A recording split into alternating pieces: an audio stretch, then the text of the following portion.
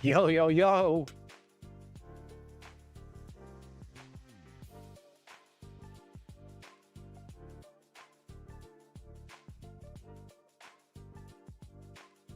What is up, YouTube?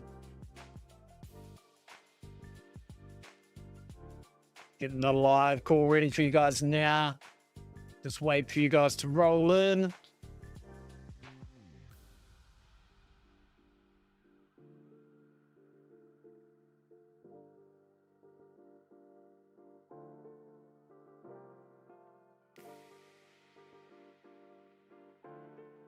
Hey, London session race, we on. How's everyone doing?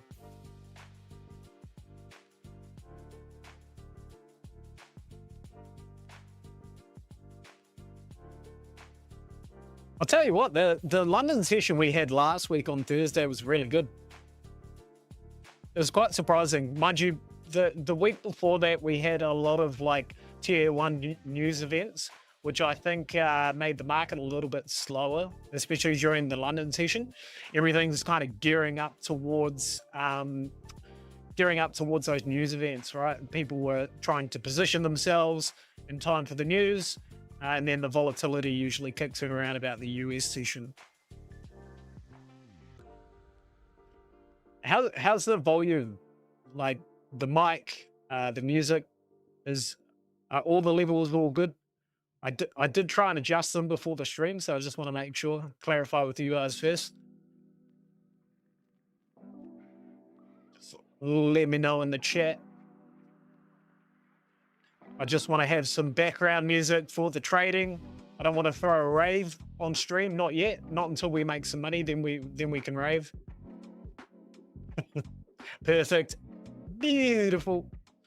All right, let's crack on. Let's see what we've been missing out on over the last half hour. One thing I've been looking at is gold.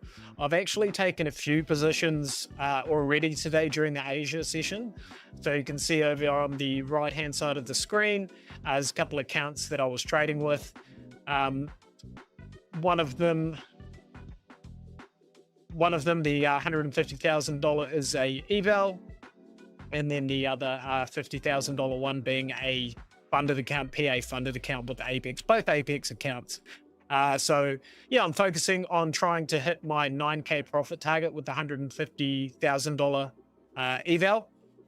And for the PA account, PA funded account, the goal is to hit 52,100, which is the minimum buffer amount before you can start withdrawing profits on these funded accounts. Right, let's have a look. So gold on the daily, you can see we've had this very significant sort of rounding bottom, right? And prices come up to back test a very significant or key level of resistance, which is where price is currently sitting now. And even if we look at the weekly, you can kind of see it's back testing this neckline of this double top formation. We're very, very overbought in the volume just here. And now that we're tapping our head on this resistance, this is where I want to start looking for opportunities for a good short setup. And what we can actually see on the 4 hours, we've put in a double top with a inverted hammer on the second peak. So price actually failed to close above.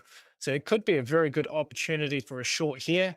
We can see the climatic spikes in volume, the pivots. We've got the double top, right? But it's created bearish divergence, and the volume delta is also negative. The other thing I can see just by looking at this is we do actually have a potential sort of trend line or neckline break, and it is a possibility we could be looking at something like this.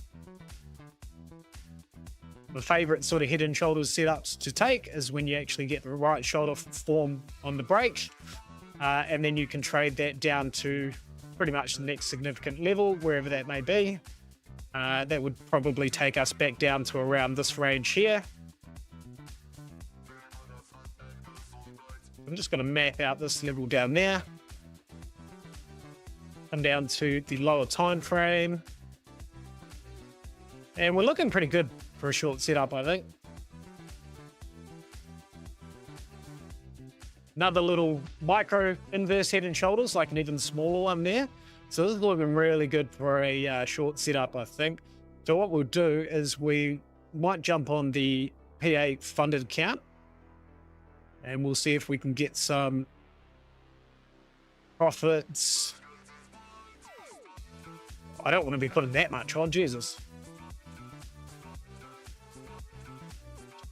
We'll keep that above that previous high there. About 250 I think is enough, and then we'll take this down to here.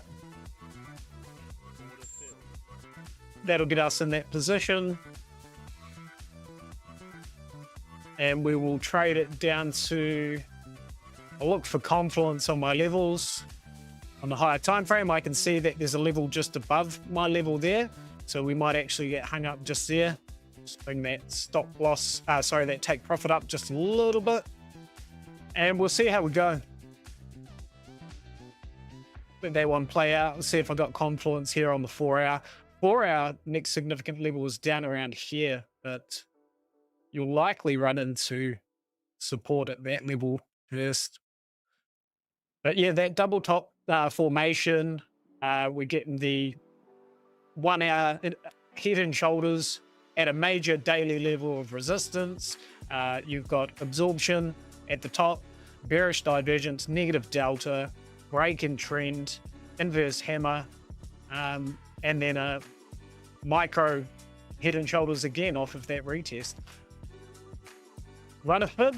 Yeah, let's run a fib. We can run a fib, but to be honest, there's enough confirmation for me at the moment to jump into a position. And potentially, even if we actually come up a little bit more, I may even scale in if we start to see a few more signs. I may even start to build on that position, but we'll see what we have. For the fib, the retracement we'd usually look for off of this move for the right shoulders, about 61.80 or the 50. Ideally, the 707 you kind of can do, but the earlier it hits a key level with the fib, the stronger the sell side bias, right? So if we bounce off the 382 or the 50, is a stronger sell side bias than if it comes up to those higher levels. The other fib we could probably run is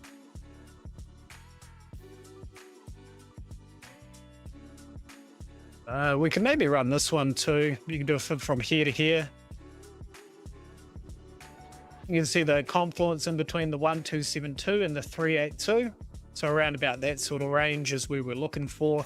I might actually just bring this up just a little bit more because I like to, with my take profits, I like to leave a little bit of room, because what will happen is you'll get people trying to front run the market because they know that price is coming down to this level. They don't want to miss the move. They think price is going to bounce, and they start sort of getting a little bit premature with their orders, and often price will just stop short. So I like to try and make sure that my orders get filled to find a take profit. Yeah, fibs here, so that's pretty good for me off of that measured move.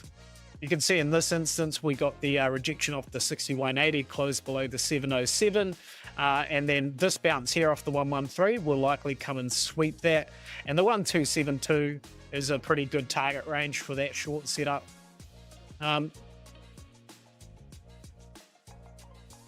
So that'll be a nice short setup if that plays out.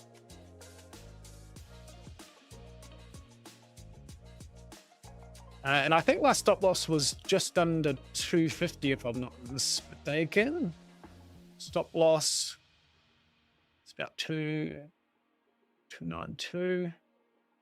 Stop loss, yeah.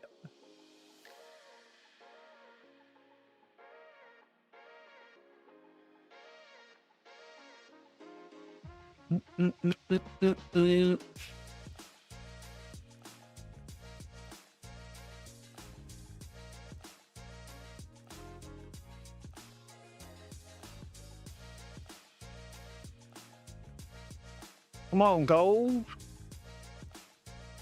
See what we've got on the lowering time frames in terms of confluence. We might see a couple of alerts as well.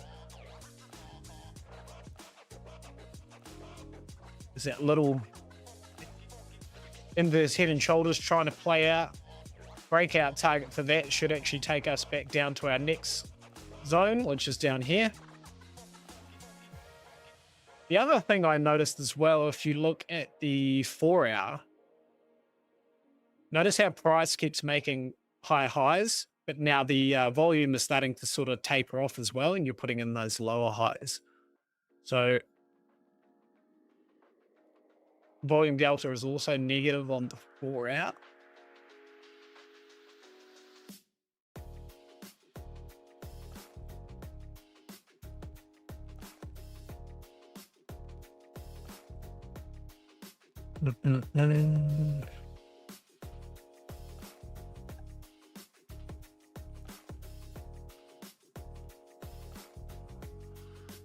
Key thing with any setup, right, is just you gotta be patient, because sometimes the market just takes its sweet ass time. Anything we on? Let's go. What up, peeps? How's everyone doing? Now, I've got a little bit of an announcement to make as well. So going forward with these live streams, I'm in a position where I'll be able to do some giveaways for you guys. So the plan is this coming Thursday, we're going to set up a giveaway, a competition that you guys can enter. Very, very easy to enter. And you guys will be able to have an opportunity to win some pretty exciting prizes.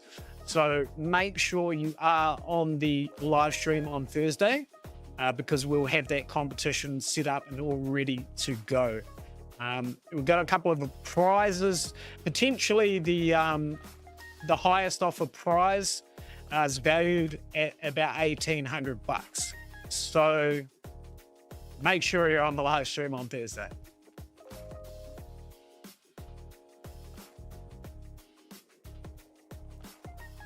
Right, well, while we're waiting for gold to move, we can have a look at some other assets. One thing I found really, really interesting, and I'd never actually checked this before, but I realized that I can actually trade Bitcoin on Apex, because Apex lets you trade micro Bitcoin, and same with Ethereum as well. So I don't have to necessarily wait until Monday until the markets reopen to do some trading. I can actually trade on the weekends if I want to trade some Bitcoin. So that's been quite handy. I've been able to get quite a few good shorts and long opportunities, scalping and long opportunities on the Bitcoin chart. Bitcoin at the moment appears to be rejecting on the smaller time frames. You've got a bit of a double top set up here. I don't like using this chart though. It's a little bit laggy and the structure's a little bit interesting, but we are at a very significant level of resistance right now. If you look at where price is currently sitting, we've got this major resistance level.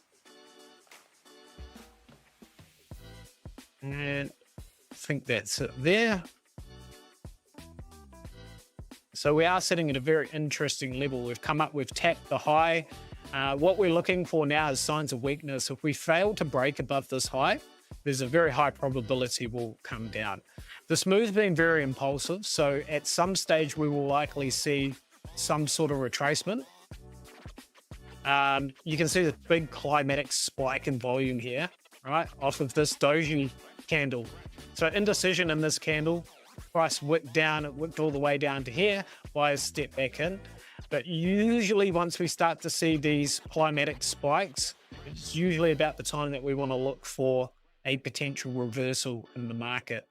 The other thing we can see is bearish divergence on the volume, bearish divergence on the volume delta as price is making higher highs on the chart.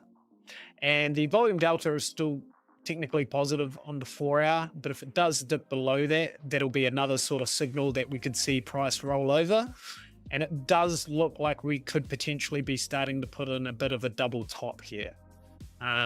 Again, we've got that bearish divergence on the volume here. Not quite bearish divergence on the volume delta. We had the buyers be absorbed by the sellers. And now we can see price trying to push back down. So there is potential here that we could see Bitcoin roll over and retrace. We got the double top. So potentially a big double top with a smaller double top in between. So that's something we can look at. Oh, that one's not doing too well yet. So I don't really want to jump into it just yet. I would actually prefer if we could come back up and get a little bit of a retest off of that 9 EMA. It looks like it just had that.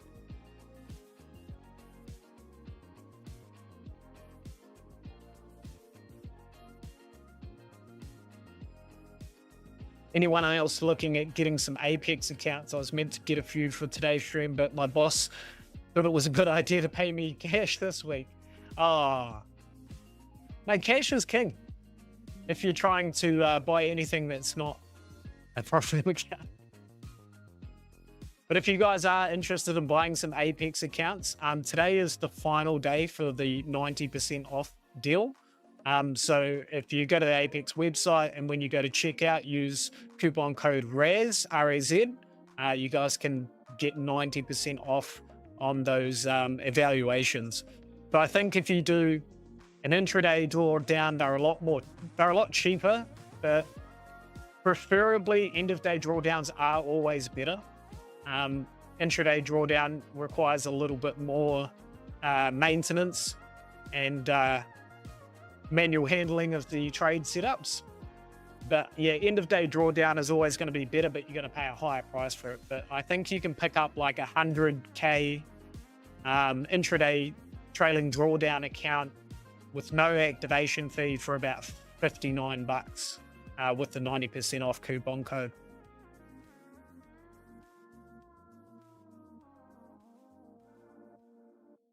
There's a big spike there. Yeah, I want to enter a short off of this, but it's not in a position where I want to go just yet.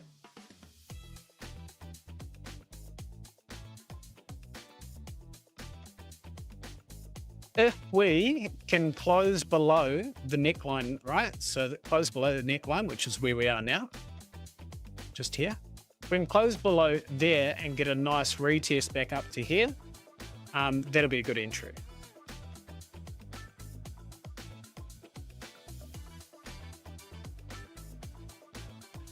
Just signed up to an account with your discount. Yeah, good stuff, Peter. I should have also told you guys I do actually get a kickback if you use my code because I'm affiliated with Apex. But yeah, I do appreciate the support, and it all comes back to you guys in the end because it allows me to do extra giveaways on the stream, which I want to do consistently going forward for you guys.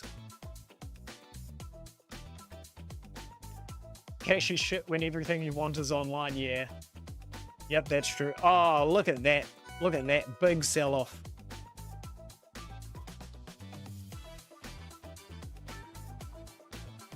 Big sell-off.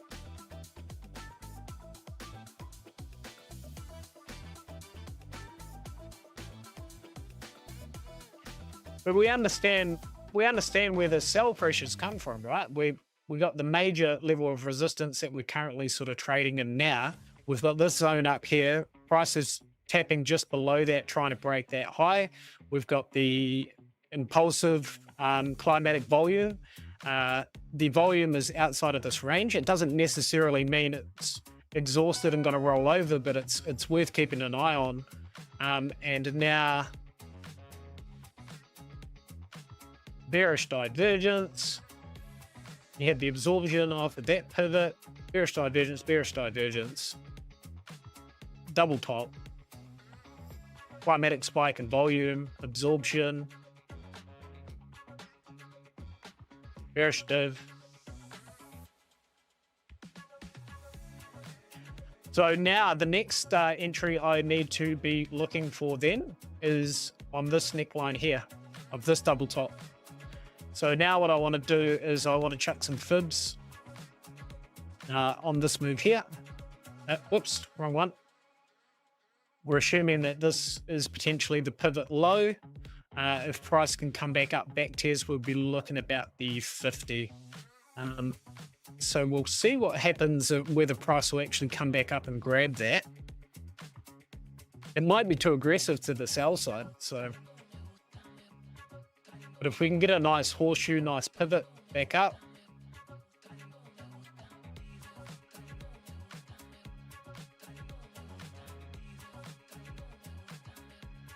gotta hit up the missus, see if I can swap her now. Lol.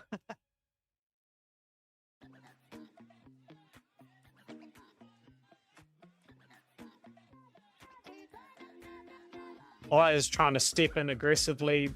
We got the absorption, then sellers taken over again. So there is a lot of sell side pressure now. Unfortunately, we didn't get the setup. We didn't get the setup that we were looking for in time. I didn't really want to enter too quickly because it would have been maybe a little bit premature. But hindsight, right? Hindsight's a wonderful thing.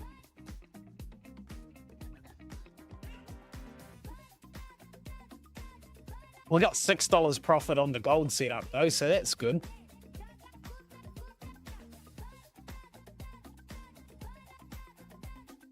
Oh, well, that's going to play out. We'll wait and see if price actually come up, hit this alert. If it does, yeah, it could be a good opportunity to enter. In the meantime, let me know in the chat, what do you guys want to have a look at?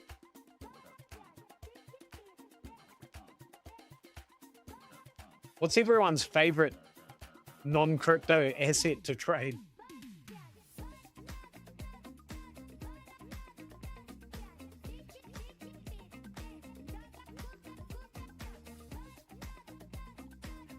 You got this climatic spike in volume here too. So that could potentially signal that we might be about to get a short-term pivot. Buyers step in. That doesn't mean I want to be looking for longs now trying to catch the retracement, because I know that the overall sentiment is relatively bearish. I said non-crypto. Bitcoin. Pokemon cards. Oh, yeah. Yeah. See, I can't have nice things like Pokemon cards. I want to take them out of the pack and play with them, and then they get all crumpled up and faded and whatnot.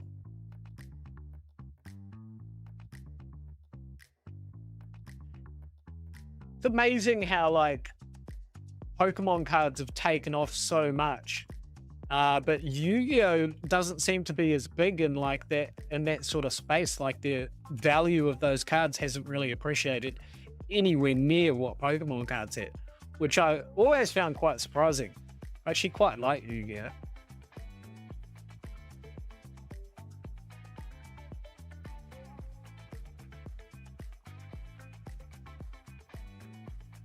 See what I mean? So we got the climatic spike in volume, and now it's trying to pivot. Buyers are starting to step in. Doesn't necessarily mean full trend reversal, but it's usually a good indication that you will get some sort of pivot.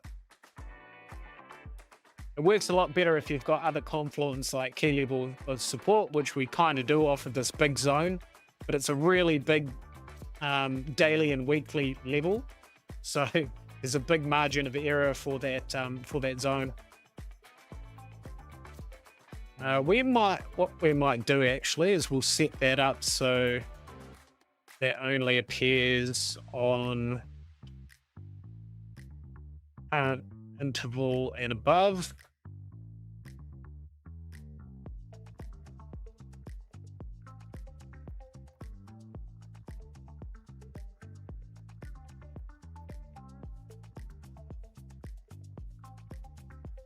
And it's still there. What the hell? Oh, did I go current interval and below? Probably did.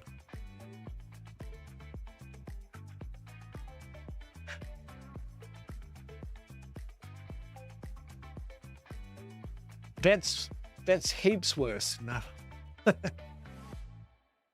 So there is a little bit of structure here where prices bounce, right off of that high. So because we're looking at a smaller time frame. Another opportunity to enter is if we actually lose this level here as support. There could be an opportunity to grab the pivot, trade down to the next level. There's a very high probability that this could just be, if we do break below, that this could just be like a manipulated move to the upside. The volume does kind of reflect that because you've got that bearish divergence. So that shows the volume not supporting the move kind of shows that the wider majority of the market isn't on the same page in terms of where price is heading, right? So you've got a small majority of the market actually pushing price up, but that sentiment isn't actually being shared by the wider majority of the market. Got in on Bitcoin of the break of the little triangle formation on the 5 minute. Was there a little triangle there too?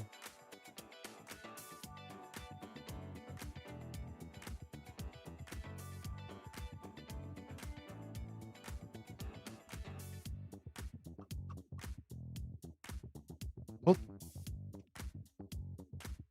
Yeah, well, it was a really good setup for the short. Wait and see how price responds once it gets back up to this level. And I would like to see, it could even come all the way back up to here. Get rid of those alerts because we probably don't need those now.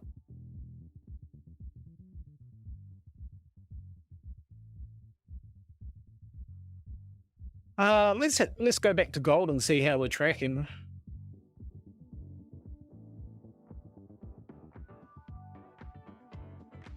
Yep, so we're in the green now, which is good.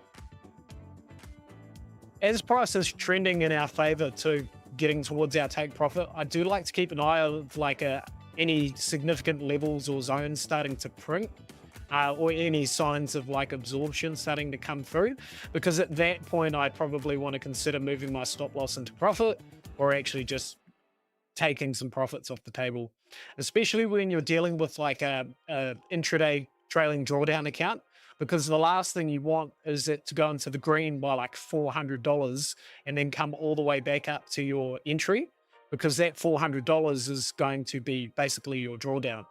And if you've got a max drawdown of $2,000 for the day, well, you're already getting rid of a quarter of your drawdown almost, just because you didn't take profits. So that's one of the drawbacks with the intraday trading drawdown, is you don't even have to hit your stop loss. You could close the trade at break even and still use up like a lot of your drawdown for the day. It makes swing trading, like higher time frames, really difficult as well. You know, we got the short. Yeah, Carlin got the short. Of course you guys did. What are you guys looking at over in the Empire group? Let's have a look. Where's the charts at?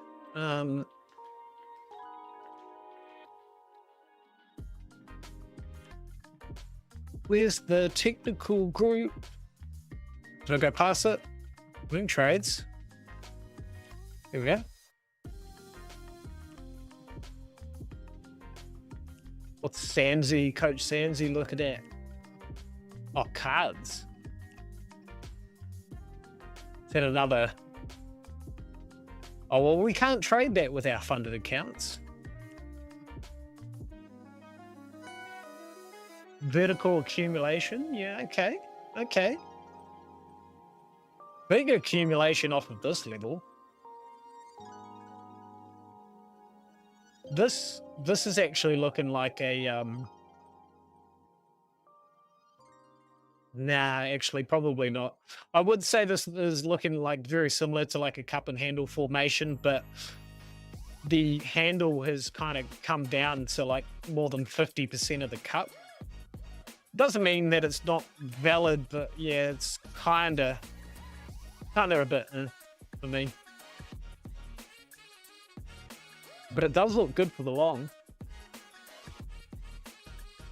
Wait for US was a quick call last night. We were in and out and done in 45 minutes. Yeah, that's because I wasn't on the call stalling the market for you guys. If I was on the call, it would have just done nothing. It would have just consolidated.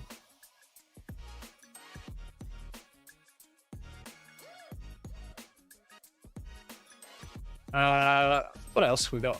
This one here looks good. Doge. Man, if this starts to pump, all of the Doge fanboys are going to absolutely get wrecked. 300, 400%. Good squeeze here. Good squeeze. And you can see there was a good little consolidation here before for an impulsive breakout. So it has had a significant move. A bit of a bottoming structure there too. I'd be interested to see if there's some bullish divergence off that. What's Stella looking at? Soon. Nah, that's too soon. I want now. Yes, similar structure, rejection off the order block.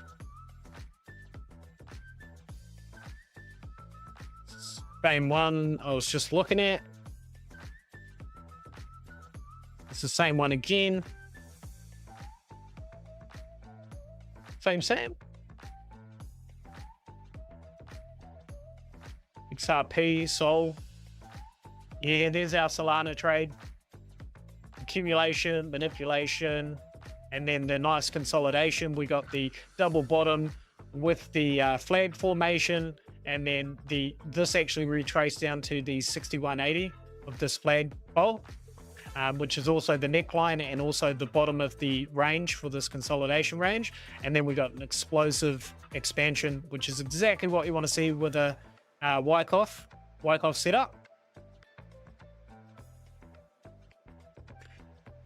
You're looking good, bruv.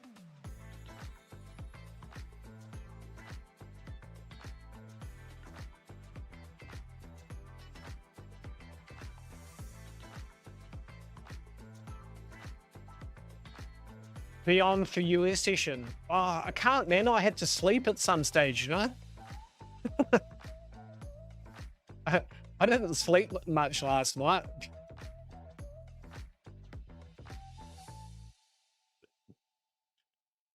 And if you want the market to move, you're not going to want me on the call. But if anyone else wants to jump on the some live trading for the US session, go into the description of this video and you should see a link which will give you access to the Empire platform. You'll be able to sign up for a 14-day free trial and be able to jump on some live calls, which pretty much happen every day of the week. Get on some live trading sessions, some market scans, fundamentals calls. Just make sure you're back here on Thursday so we can do a giveaway. Good. We're in the green. That's what we want to see.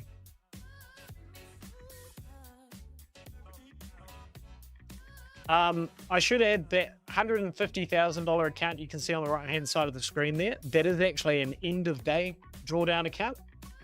So that's going to be a little bit easier to trade, a little bit easier to scale. And the top one is our PA funded intraday. And the key thing when you're trading these prop firm evaluations and even the funded accounts, like if you've got a $50,000 account, you don't actually have a $50,000 account, right? You're always limited by whatever your drawdown is or your daily drawdown limit. In Apex's case, they don't have a hard breach if you hit the daily loss limit, but a lot of platforms do. If you hit the daily loss limit, you actually breach the account. And you're essentially getting, like, if your drawdown's $2,000, you're essentially getting a $2,000 account with about 50x leverage. So if you're trying to push to make $1,000 days off a $50,000 account, well, you're kind of playing with fire there, because that $1,000 risk is about 50% of your margin. So you lose 2 trades and you're out. So you really do have to scale down your risk so that you can stay alive, which is the name of the game when you're trading the evaluations, is to just stay alive, right? You got to stay alive to get to the funded. And then once you get to the funded, you've got to not lose the plot. The best advice I can give you is don't chase the payouts. Just enjoy the process and the journey. Even if you're making, say, $100 a day on a $50,000 account, that's good return. $100 a day on a $50,000 account. You do that 4 or 5 times a week, that's $400 or $500. In New Zealand dollars, about $400 is 800 New Zealand dollars for the week off one account. And then you start adding more accounts, say you get to 5 50K accounts and you do $100 on each one.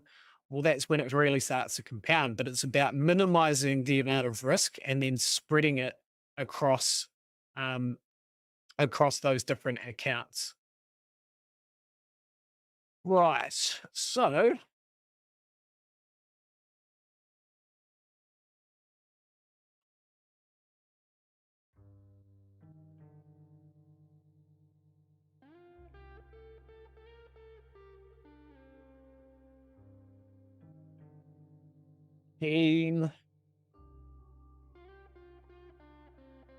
so let's see if any of these levels have come through.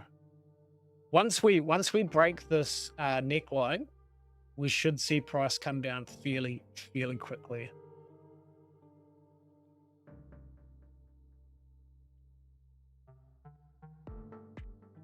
And these are in my opinion, these are the best head and shoulders formations to trade.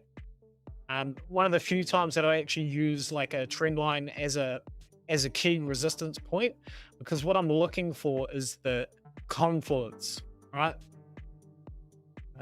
So in this case, so that should be down there. In this case, right, we had the high, then we had the higher price come up. It failed to hold above the new structure. So it failed to hold above here. It's come back down.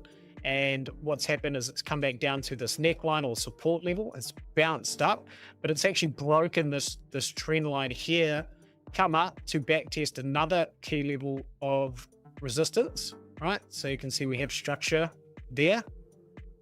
And that coincides with a key fib level, which is Carlin's special, 707 fib retracement level, which also has confluence with the trend line. So you got multiple confirmations here. You got failed to hold above, liquidity being swept from above, price failed to hold there. It's come down.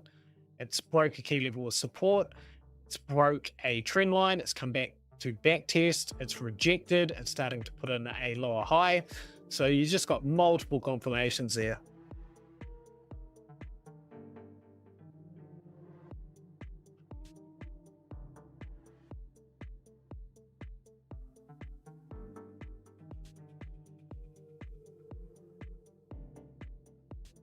See how it's starting to break that neckline now? You're starting to see price move a little bit quicker, which is what you want to see on a break, right? Breakouts are supposed to be impulsive. It should be backed by volume. If you get weak breakouts and price starts to kind of pitter-patter sideways and just take its time, well, you're probably not going to actually get the head and shoulders play out.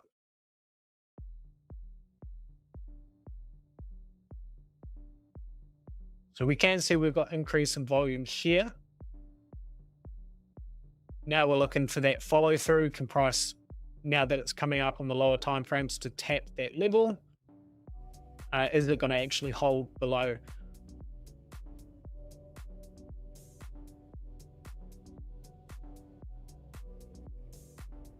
Having a look to see if any levels have popped up.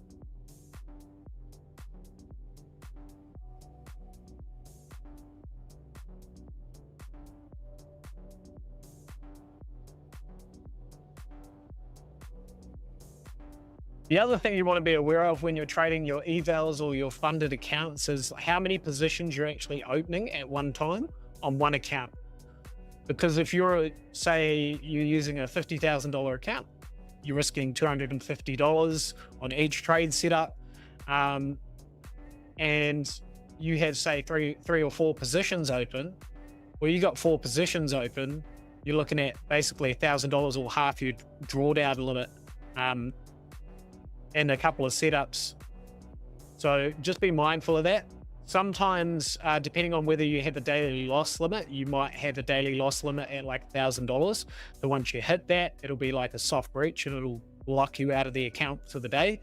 But the good thing with TradeAvate, which is the broker that we've integrated with on TradingView at the moment, as you can see up here, the good thing with TradeAvate is you can actually set up risk parameters on TradeAvate itself.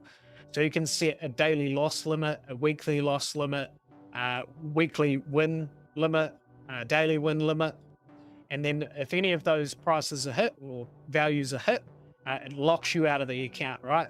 So that stops you, if you're quite an impulsive person and you find yourself revenge trading a lot, it can be quite handy to have that sort of safety guard there, because sometimes the best thing you can do after a couple of losses in a row is actually just walk away from the charts, reset, come back another day. Clean gold setup, yep. It's what we like.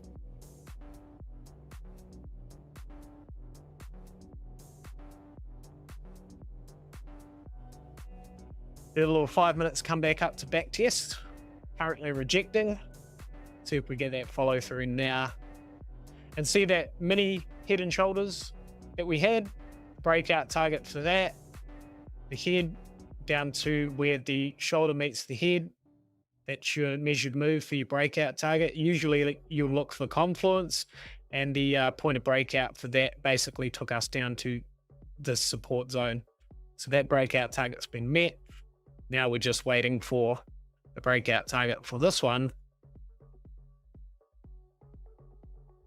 which is technically lower. But I don't want to really shoot for the floor here.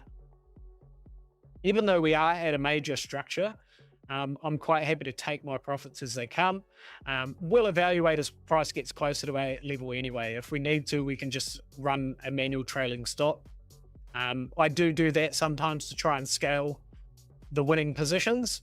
I'll just run like a manual trailing stop. And then you can just allow your winners to sort of run. Ideally, what we don't want is we don't want price to reclaim this level.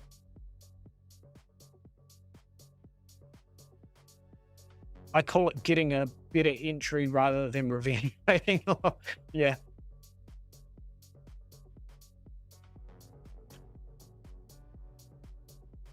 Oh, see, that's a good way of putting it. If you put it like that, it's all about perspective, right?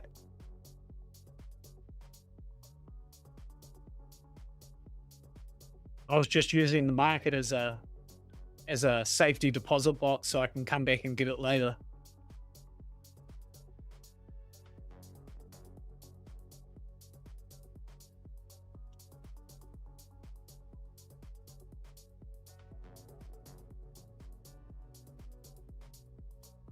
Come on. Hurry up and move, market. What else do we want to have a look at? Let me know in the chat. Who likes trading? Anyone like trading NQ? We had a look at this on the previous streams. I think it was on this chart actually. Another sort of head and shoulders, very ugly head and shoulders setup, but you got the left shoulder here, the head just above that. You've got the break. In trend, it actually looks horrible on this time frame. I think we did it on the, what time frame did we do it on? I think it was on the 2-day. Yeah, very, very similar sort of setup to what we're trading now. And then we got the rejection starting to come down. Now, because we've already got the change in structure, right? We've got the lower low, lower high coming through. There's a high probability now, especially if we lose this level, that we're going to come down to sweep this low. And if you look where the next significant level of support is, it's off of this structure here. And that also coincides with the 61.83 level. Get that on the money. So a lot of confluence there.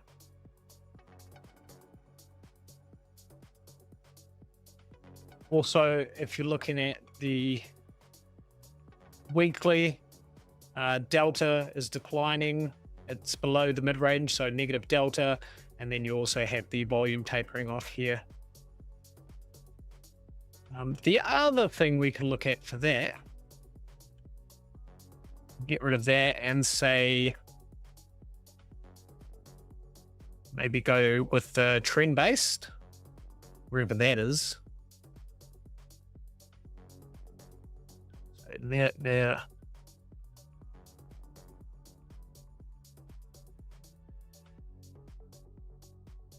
So the 382 is kind of just around that area as well.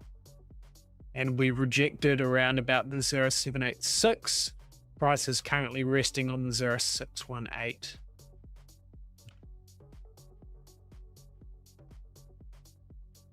Been watching oil. Have a look at oil. Oil's been interesting too. Actually missed a good short entry off that. You can see I was watching this sort of mid-range here. Weekly level and also daily level. We had price dip above here. We had this gap that I expected we would come back to fill some or all of that gap, which we have now to the bottom of that wick. And prices started to reject. We've got this little evening star formation here. Usually I'd wait for like a 50 to 60% retracement of this engulfing candle, which we've already had. So that good entry has already been. And now we can see another bit of a bearish engulfing here as well. So there actually could be a good short setup.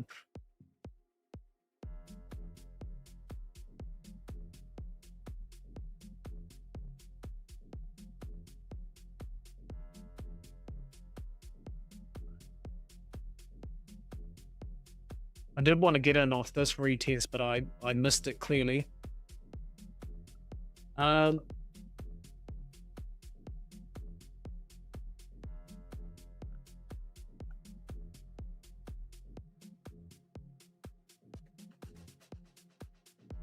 is that not working? Doesn't work for this asset. Is it just because I'm on the different chart? What is happening? Not working.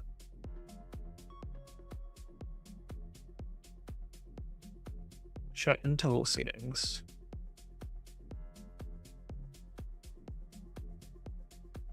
What worked on the other one?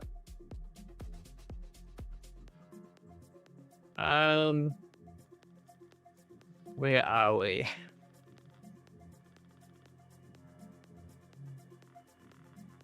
Working on this.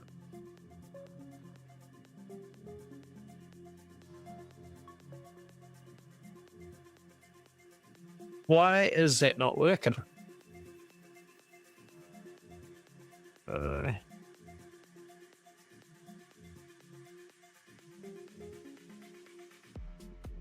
Oh, now it's turned everything on.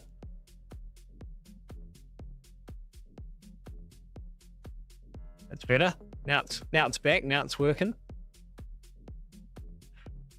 Looks like it's just getting hung up on the support level. Hasn't quite. There's a little zone that's printed there now, which is why we review the charts.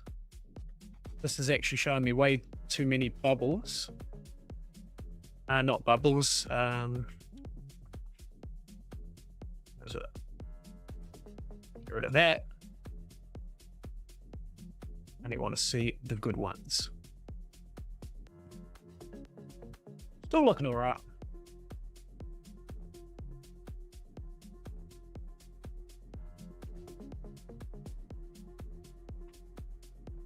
MGC retracing back up, but it's only a retracement to come back lower, I think, on N2.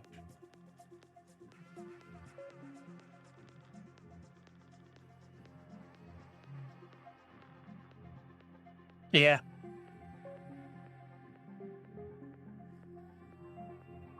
It's just found a little bit of a level of support here.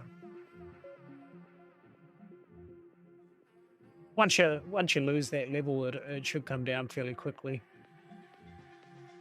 There's another higher time frame one, that zone. Because that breakout target theoretically should actually take us down to that low zone. So we've got the confluence there.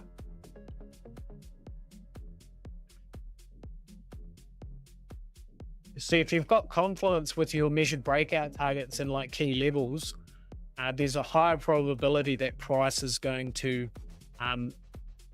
move there. Just got to be patient.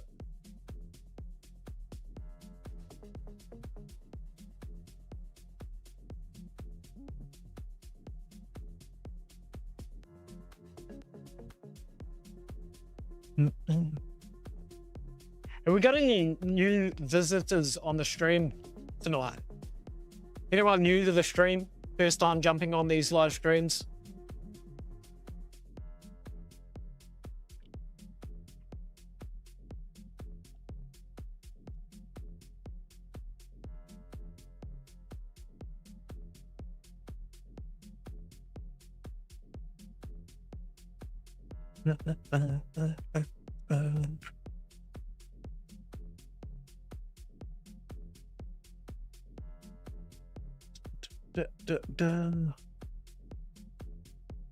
You are? Oh, well, welcome to the live stream then. Hopefully you'll be able to learn lots from these live streams. Eddie, you're not new. Shut up. You've been around for ages. Oh, we're coming back up to entry now. Now, I'm not looking to jump out of the trade. Like, even though it is retracing back up to our entry, I'm still prepared to risk what I'm risking to get the take profit. There's still time for the trade to develop.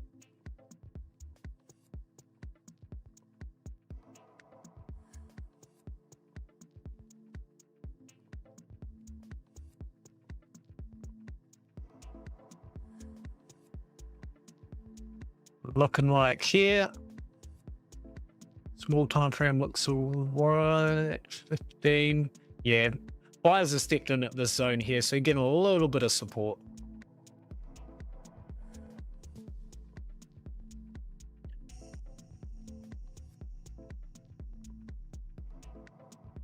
What I'm not seeing is a lot of volume confirmation of this bounce.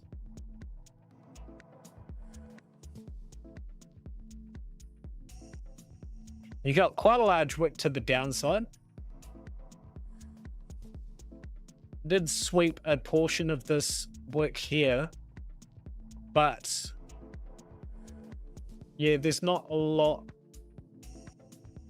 There's no climatic push that I would expect to see off of this bounce. Oh, maybe spoke too soon. Now it's starting to push. As soon as I say it too. The volume still is a little bit held back though. I'd expect to see something more like this off of the lows. So if we can see here off the low push, was another example here, low push.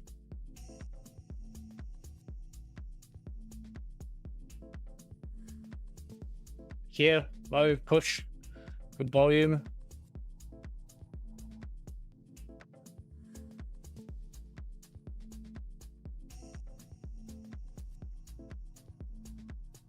It wants to come up and test the waters.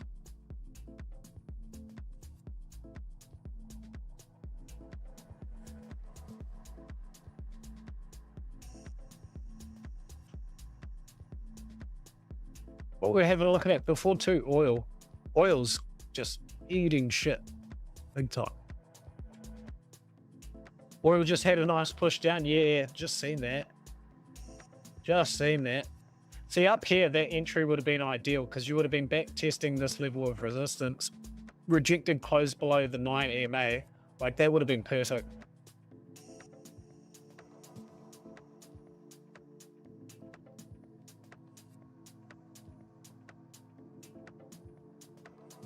Big volume, and that's what you'd like to see, right?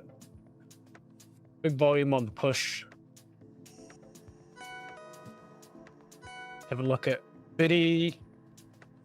Biddy's coming back up. Don't want to enter just yet.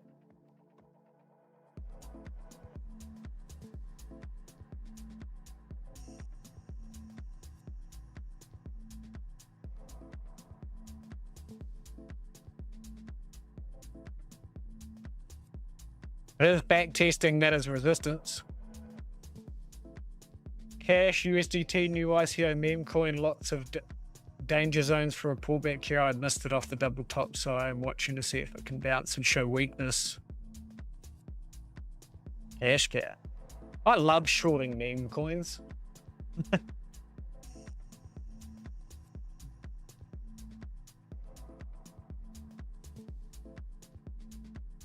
It's a little bit of a climatic spike here, so this is interesting. I'll see what it actually looks like on this chart. So this might give us a little bit more info. Got the VWAP just up here.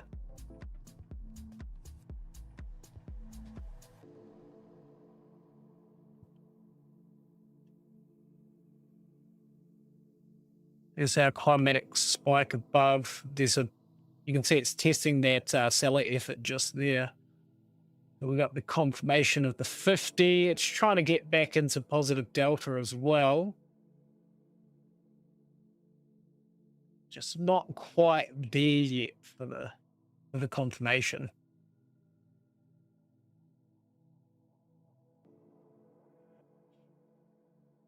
I do know a lot of traders that'll just like set orders. So they'll just be like this, like, oh yeah, there's a level and yeah, here's my stop loss and I'll set it from there to there.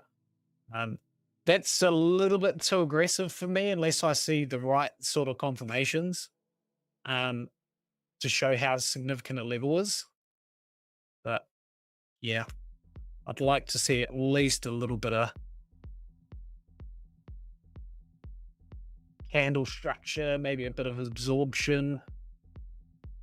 There's no guarantee that this move is finished yet. One thing I will do, though, because it's looking very horseshoey. Looking very horseshoey. So we are at the 6180, which is where we could potentially expect a reversal off of that horseshoe.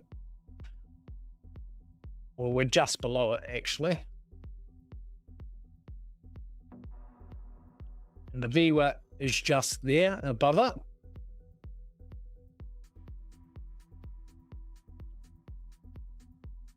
Oh, wrong chart. So just ignore that mess. That's an indicator that is a shambles. An unfinished indicator. For my short entries, been waiting to kill it 4 days now. Lol. Yeah. It's good patience, man. 4 days of waiting. I used to trade crypto a lot, but I found recently gold respect zones a lot cleaner. Yeah. Crypto's been very indecisive until recently, very choppy. And choppy sort of sideways markets can be very, very difficult to trade unless that's your jam, your bread and butter, trading in between zones, range trading. You can do it if there's very big ranges to trade off of, but it's a lot of boring price action for a lot of people. Trending price action is just way easier to trade. Like no matter what sort of strategy you're using, just trending price action is always going to be a lot easier to trade. I actually put a trade on gold, and I thought I was putting it on one of my funded accounts. And it turns out I was actually just putting it on a paper trading account on TradingView. And TradingView was running like a competition, like a month-long trading competition. I think it was called like The Leap or something. And I signed up for it. I'd only placed a couple of trades and then kind of forgotten about it. But I ended up putting a long position on gold. I thought I'd put it on my funded account, but it was on that account. And then it ended up fucking just skyrocketing. It was basically the bottom for gold. And yeah, it ended up doing about 21K. which really pissed me off because I went to the platform to see like if I could start withdrawing a payout, and I'm like, hang on, where's my money? It's not there. So I came back to TradingView, and there was a trade there that was like 21k. I'll actually show it to you on here probably.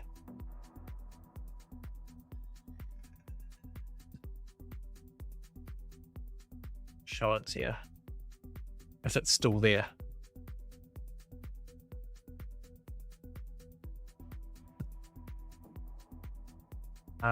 Was it on history? Balance history? It's in here somewhere. Yeah, this trade here, 21k on gold. I was very annoyed. And then yeah, you can see I didn't even bother with the competition. I didn't even meet like the minimum trading days.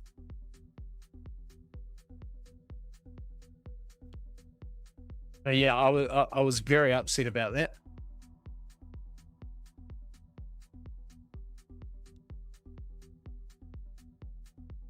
Lucky I actually checked TradingView too before I went and started emailing support and saying, hey, what happened to my money?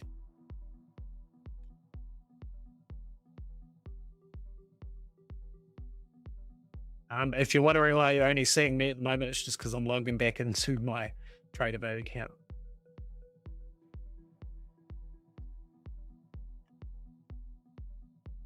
There we go.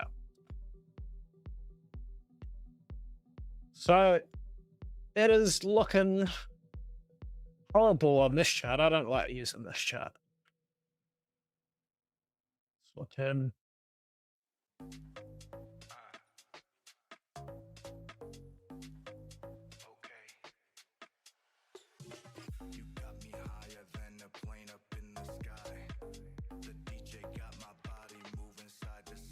Still too early. Haven't got the confirmation yet.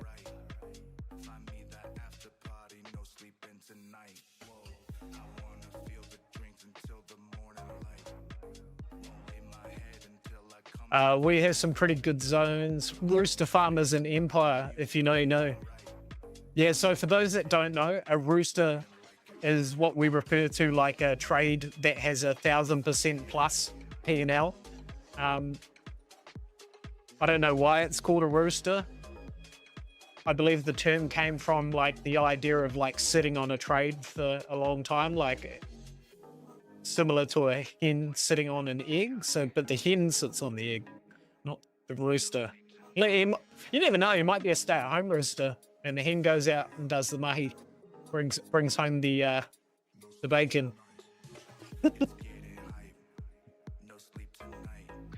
My daughter put a paper trade on silver. It was up 50k. She was like, "You got to pay me now." Yeah, unfortunately. I mean, unless you're planning on starting your own prop firm, Eddie, just tell her she breached one of the rules and you had to ban the account. That's what the prop firms do. That's what the prop firms do when they don't want to pay out. They just tell you that you breached like an imaginary rule that they just made up.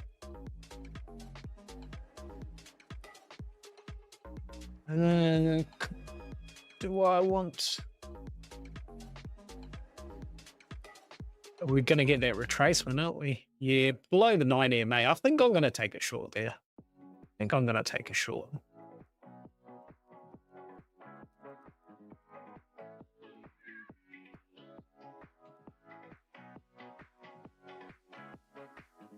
Which account am I on? The funded one.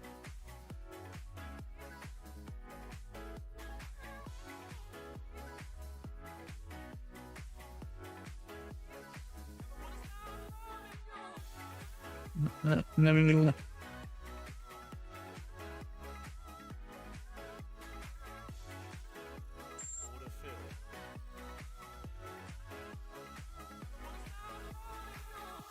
know what I mean about this chart? Price sits just below there, but it's like in the red, so it doesn't, the levels don't match up properly, which is super frustrating.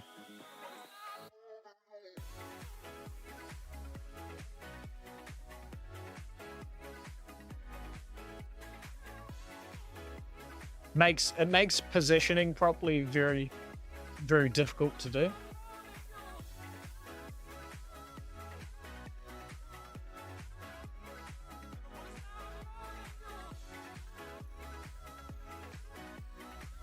Come on, market. Make a decision.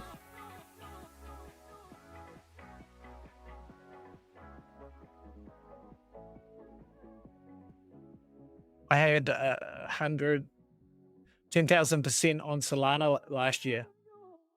Shit, was that a long or a short on Solana? I got a really good one on Solana off of that.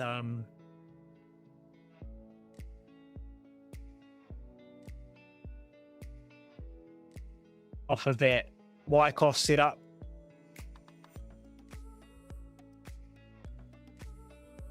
We mapped this out when price was like way back here. Managed to get the retest. Hit 2 of our targets so far. And if you look at the results, where is it? In here? I posted in here? I can't remember.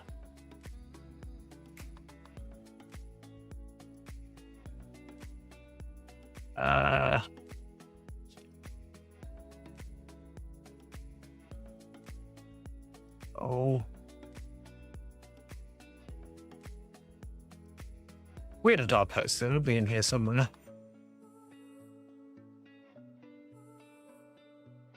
Somewhere in here.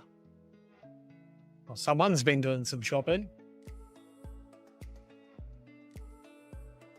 Yeah, there's the rooster. Look at that, Dungy. On the Trump long. I thought it was the other day. I thought I posted it in here. Maybe I didn't. I know where it will be, though.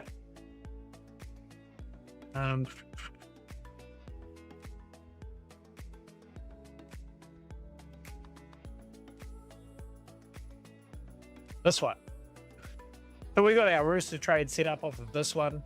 She had to set up over a month ago when price was back here before the expansion. We got the exact retest that we were looking for, and we got our 1,000% trade that we were looking for.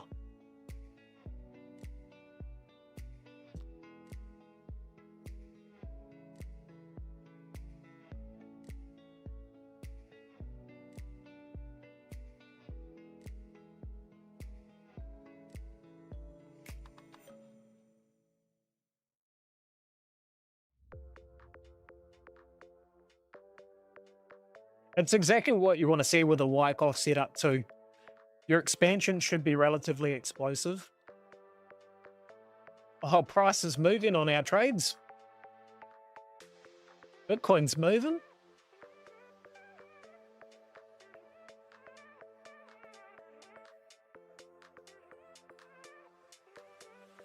Bitcoin's moving.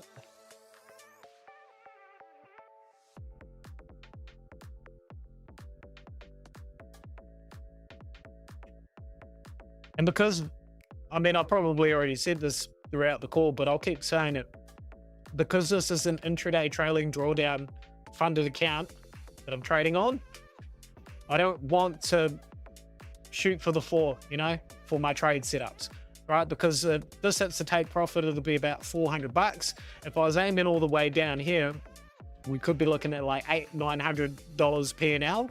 But then if the buyers decide to step in aggressively, push price back up, well, then I've essentially just wiped off like $800-900 worth of drawdown off of that setup. So I haven't lost any money, but I've lost that wiggle room for my drawdown. So yeah, you gotta manage your positions.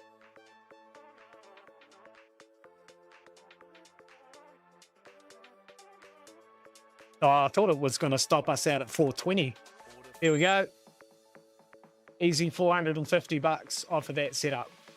Probably still got a bit more room to move, but what we waited for was pretty much textbook, right? We were looking for we were looking for the retest of this big double top formation.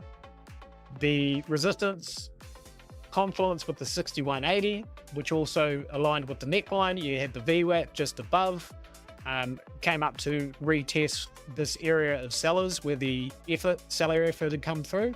But there was a lot of confluence to suggest that price was probably going to roll over at that level.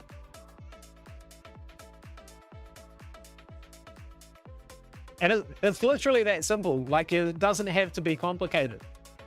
Just simple market structure, confluence of levels with major fib levels, looking for exhaustion with volume to actually confirm.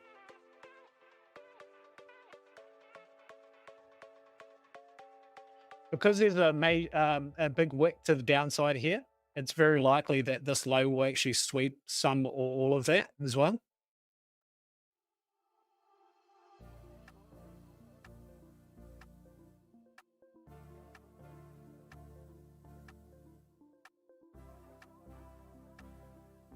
But you can see on the, where are we?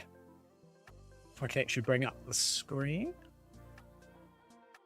So you actually see on this account here, this dollar total P&L, this is the daily P&L profit. So that'll reset tomorrow. So we're currently up about 2,600 US dollars. This one here being one of the funded ones, and this is actually a $150,000 evaluation end of day drawdown account. So we've actually got a lot more distance for our drawdown on this one, because we're actually in profit by about 1,800 bucks for the day. We've got about $5,800 worth of wiggle room before we hit our drawdown. Even though this one's actually in profit by about 800 bucks for the day, I've still only got probably just under $2,000 worth of drawdown. So that much room for the trade to move.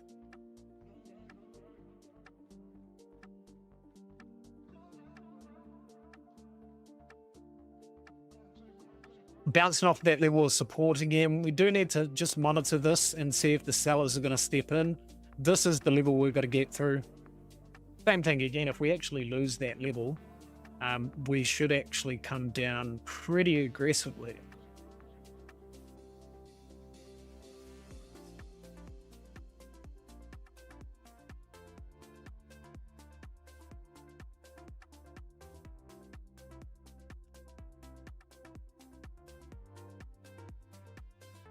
Oh, well, that's good. We managed to get at least one winning trade on the stream so far. Even though this one's technically in profit, I wouldn't call it a winning trade until the trade's been closed, profit's been secured. You never want to celebrate early. If you ever see those videos of people doing like those marathons and they start cheering like right before the end, and then someone behind them just zips past them, you never celebrate early.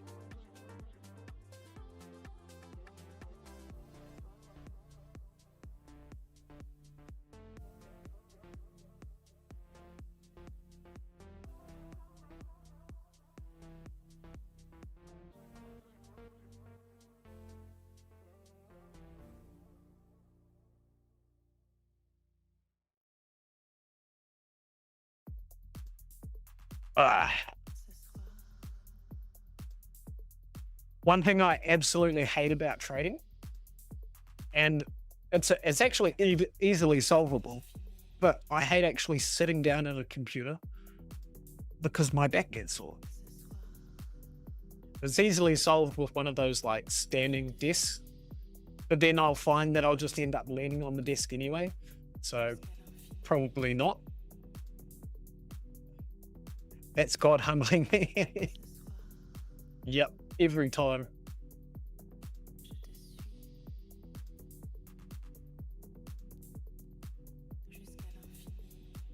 That weakness setting in. So this is gold. Actually, one thing we can take a look at, because it generally has a bit of an inverse correlation with gold. DXY. See how the DXY is looking. So we are getting the short-term bounce. Bounce to the downside on the DXY.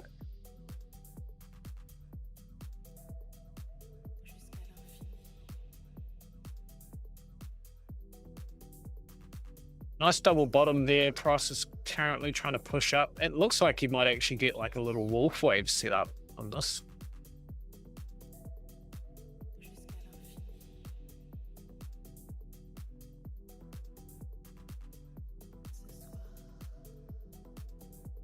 Just consolidating.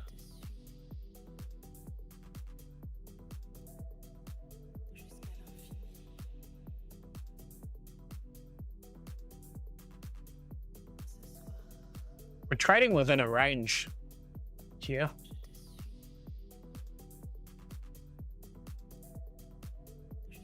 That's why I trade off my phone.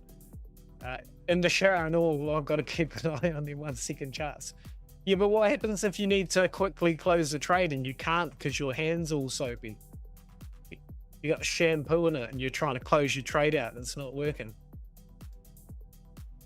Especially with you on the 1 minute. Unless you're having 30-second showers. I mean, you might be. We used to have 30-second showers in the army. There wasn't enough showers for everyone to get through before you had to be ready for breakfast. So you'd literally soap in the sink and then it was just walk in, rinse off, and then straight into your uniform, and that was it.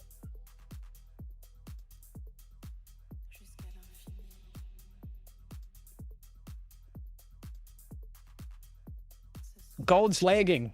Gold's lagging. It's not playing the game.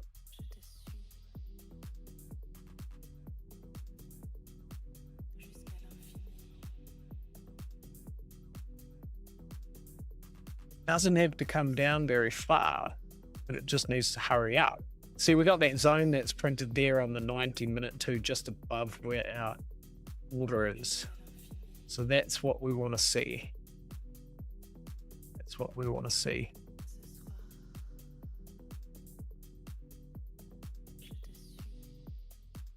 And stay dry for the first half.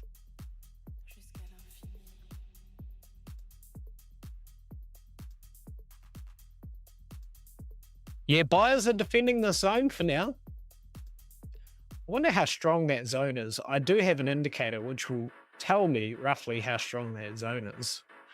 I think it is...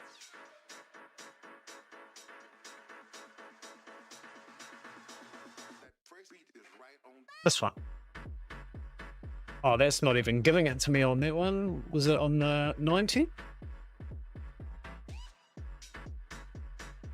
This one's tuned a little bit differently.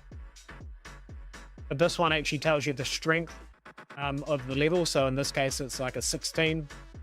That means there's like 16 layers of confirmation there.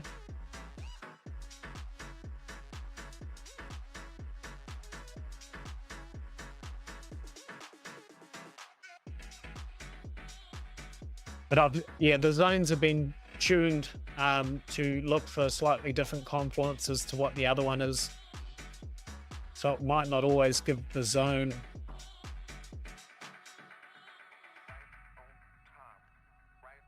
Might not give us the zone. Oops. Hitting all the wrong buttons today.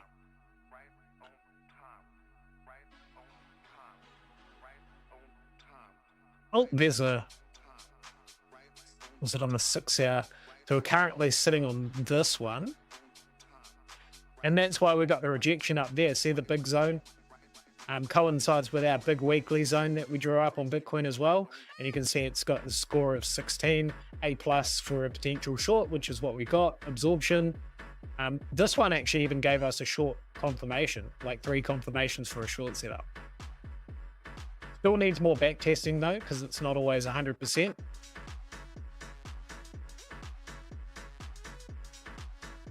Like for example, see it's giving you short confirmation here while price is impulsively pushing to the upside.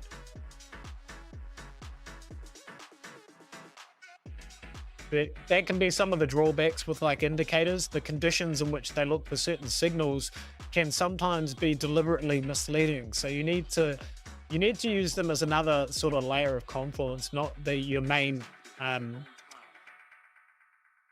trigger point for your trade setups.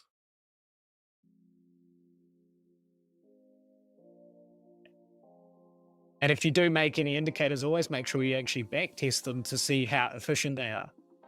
If you ever want to back test your setups, just come to the bar replay tool, scroll back to some random price action, click anywhere, and you can still actually set buy and sell orders while in the bar replay.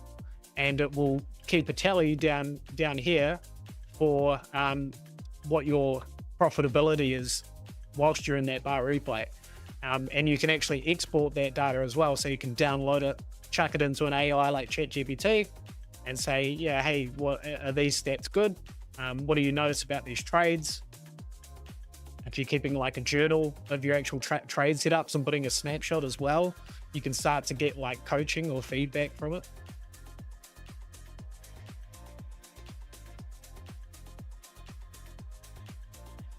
Right. So that's off of that one. Oh, the other thing I will do as well.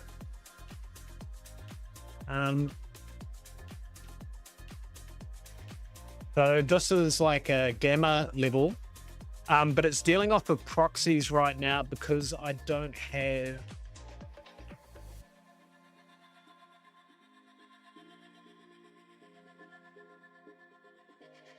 Where is it?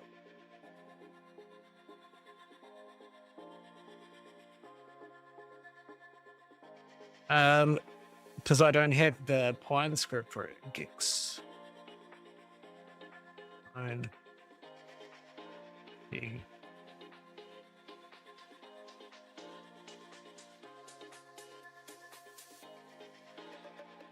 oh, I can't remember. I thought I bookmarked the website for it. I obviously did.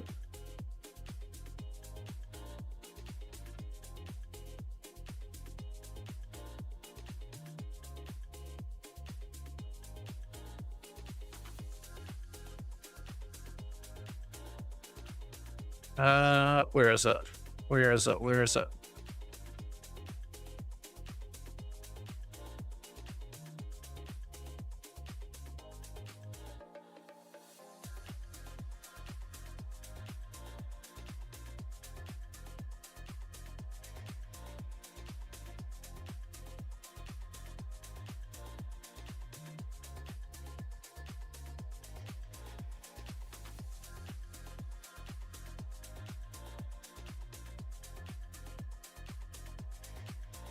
Is that one?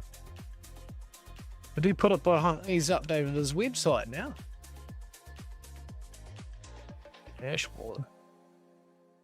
There we go. What English?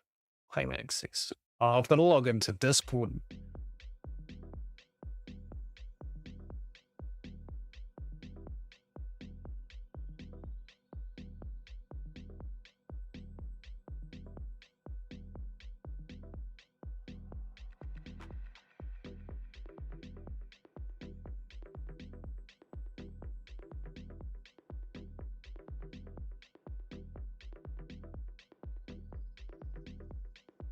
Oh, now he wants me to sign up too. Far out. I just did. He's asking a lot for some helpful data.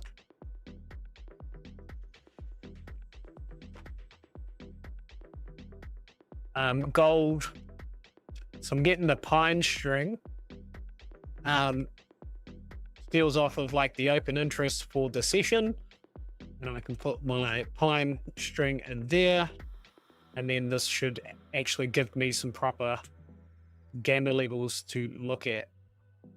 Otherwise, just natively, if you do it without the pine string, it'll actually just use proxy based levels, which is kind of what a lot of TradingView indicators do already anyway. Like a lot of them are proxy based.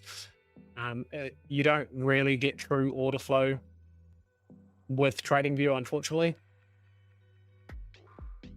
But there's plenty of apps where you can get it. Like people use Bookmap, Quanttower as well. You can use. A lot of people use like deep charts now, which is supposedly pretty good.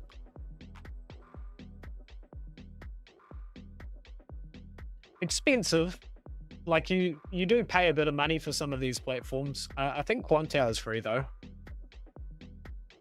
Some of them, some of the prop firms as well that you trade with will actually give you access to some of the tools for free.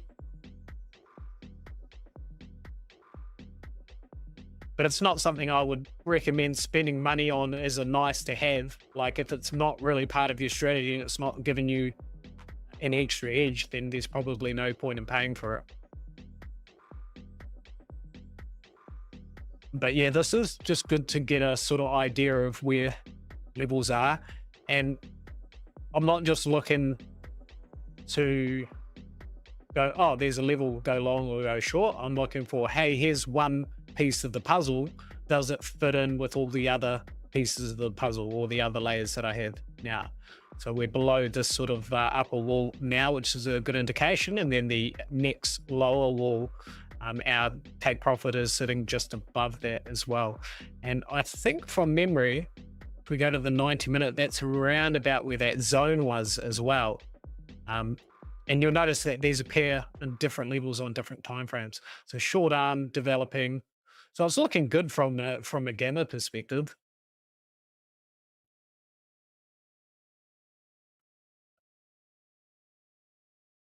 There's a bit of confidence around that setup. I also coded this indicator to potentially give me like long and short setup, same as the other one I showed you. It's not always bang on, but sometimes it can actually give pretty good signals like here, here, here.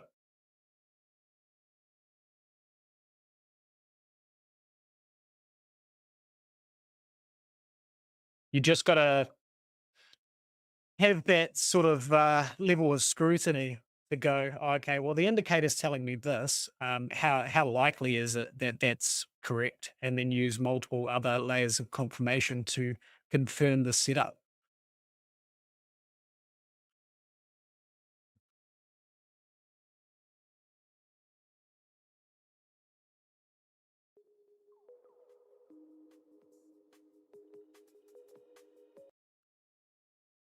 Nope. What's happening? What is happening?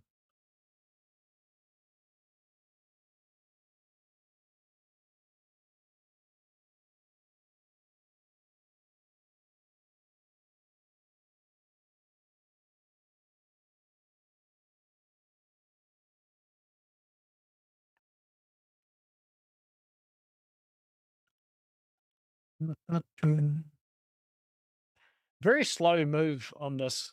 I mean, Bitcoin didn't waste any time. Oil didn't waste any time. I wish we'd got in on that setup quicker. Did anyone actually get in on that oil setup before it shat the bed?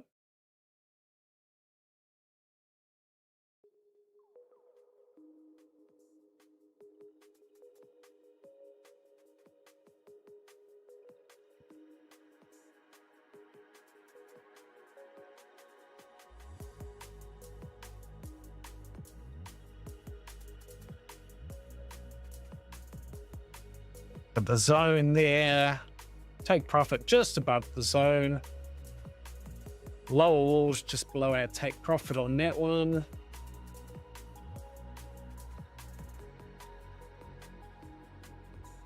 You got the 9 EMA on the higher time frame just sitting underneath our take profit as well.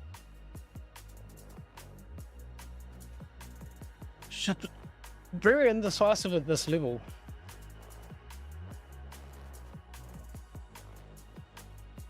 You got low, higher low, lower low. Now potentially trying to put in a higher low here.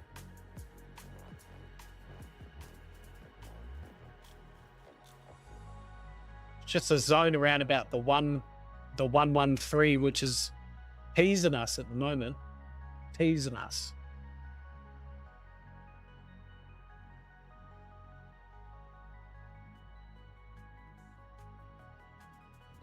Oh, well, while we're waiting for that to slowly get towards our take profit, let's have a look at, see if we can find another setup on this. No, that was huge move on oil. 3%. That wasted no time.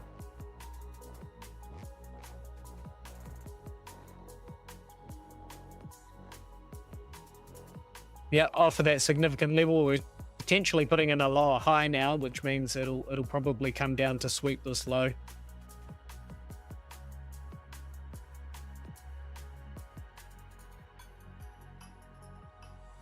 Target this low first. Should be here. Whoops, out there. See if we've got some confluence. Yep, bit of confluence to the left. So price might actually run into a bit of support at that level. Put a little alert there just in case.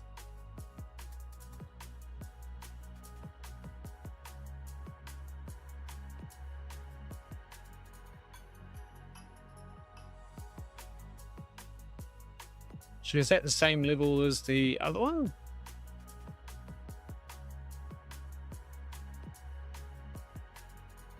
Yeah, so that aligns with another one of our zones. Put another little alert down there.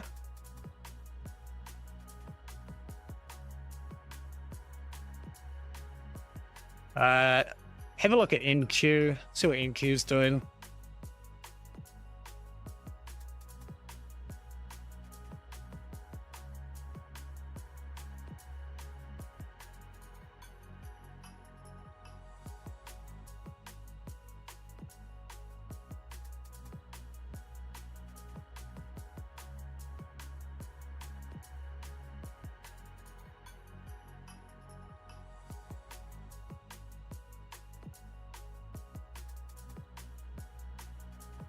Big pivot.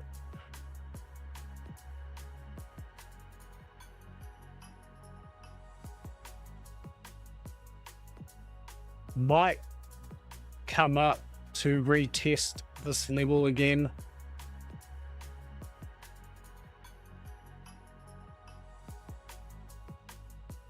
See if there's any bear bull div. Yeah, there's some bullish divergence starting to come through. May even get a bit of a wolf wave set up. Bit of the Carlin special.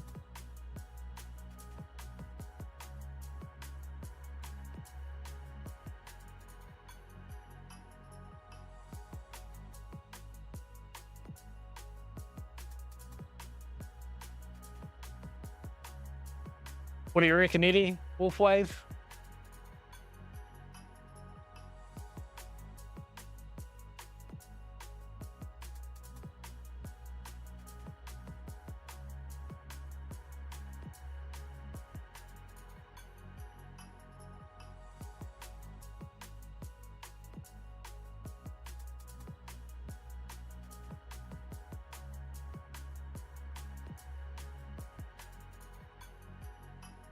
Might get a slight pullback first.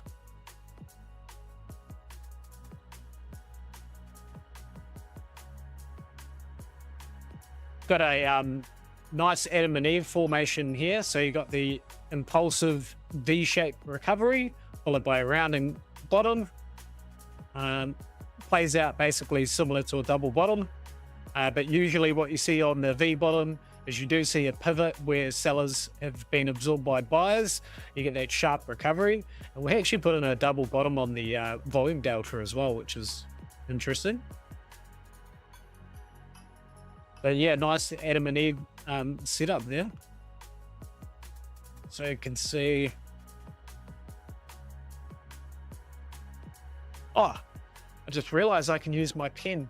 So I bought a mouse pad that's a touchpad, which I can use with a stylus, so I can draw on the screen without having to do it with a mouse. So it's great. I can draw all sorts of things. Probably not all sorts of things, but I can draw stuff.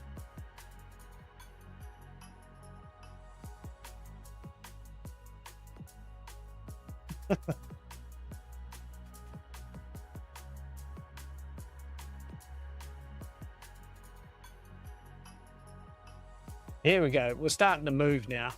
We got some movement. Having another crack at that support level. Once we break through there, it should move pretty fast. If we can get a confirmed break.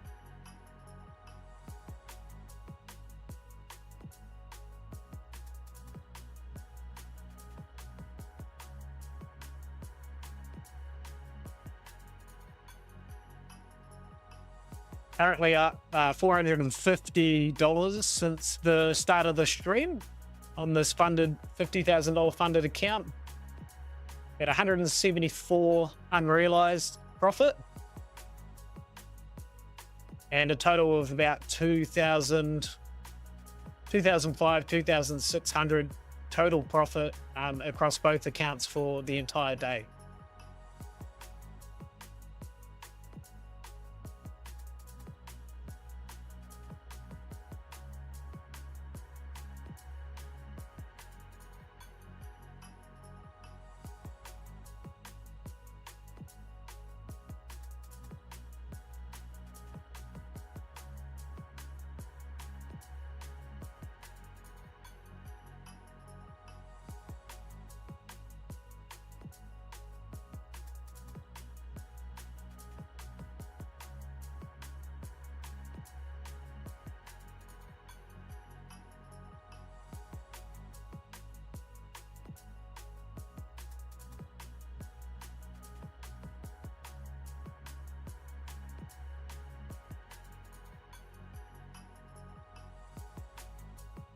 It's still holding up there. It still just wants to hang around at this level.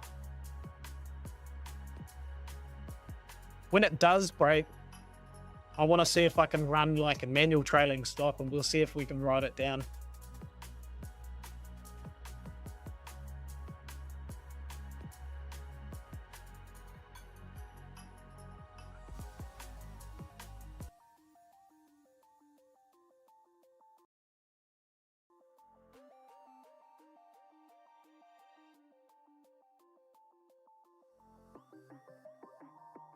How long have I been trading? Probably about 10 years now, I would say. I wasn't profitable for the whole 10 years, that's for sure. Lost a lot of money in the beginning. I didn't really get profitable until about 2021, just before COVID hit. I was pretty much by that stage, I'd all but given up on trading altogether. Just lost way too much money. I figured it wasn't for me. It wasn't that I didn't know how to trade, like I knew basic TA, but I had like zero risk management. So I was just putting like 50-60% of my account on trades that I thought were sure things, and then they weren't. And then my account was just up and down, up and down. So I'd all but given up at that stage, but I found about $100 worth of Bitcoin in an old blockchain wallet. So I pulled that out, put it onto an exchange, basically full ported it with max leverage, and just said, bugger it, whatever happens, happens. And I checked on it a few days later, and it had actually skyrocketed. I ended up making about 2-3 grand or something on that trade. And then I did the same thing, revert back to old habits, was trying to grow that account to $10,000, and then it went all the way down to 2,000, then it went to 500, then it went back up to 1,500. And then to sort of prove to myself that I wasn't insane, I figured, well, I'm repeating the same thing over and over again and expecting a different result. So for the next few months, I just focused solely on risk management and position sizing. And then within about 7 months after that, I was able to scale that account to 6 figures, my first 6-figure on a personal account. Just this year alone is when I kind of started getting into like prop firms. I'd pulled most of my capital out of the market and put it into more consistent forms of investments. Something that I can just sit on and just leave there to accumulate, like, 5 to 10% a year.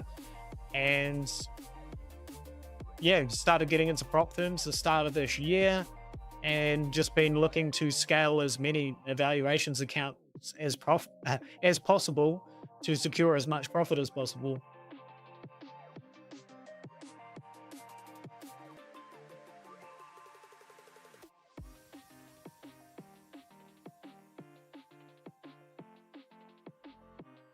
Come on, come down and get my order. Come down and get my order.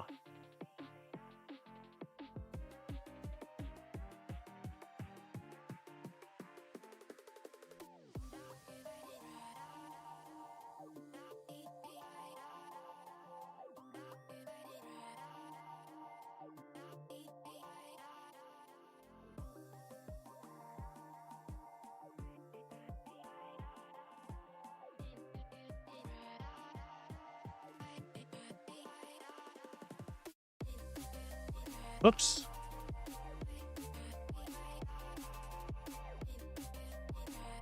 Where's it going? We're about to rinse all prop firms until they ban us. That's literally what happens, like, for most traders, right? If you get to a point where you're just so good that you just take way too much money from them, eventually they'll just like find out ways to sort of cut you off at the knees, so to speak. Because yeah, it's not a reliable business model for them to have you take all their money from them. We're just being very patient here, guys.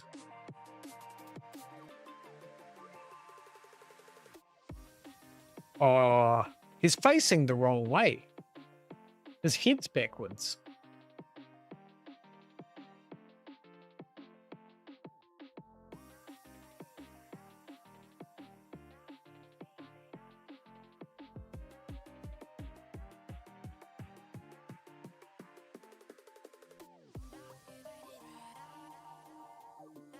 And his fist is backwards.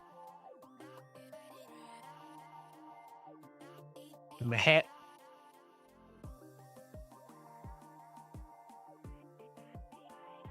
Oh, and his shoes are backwards too. Ah.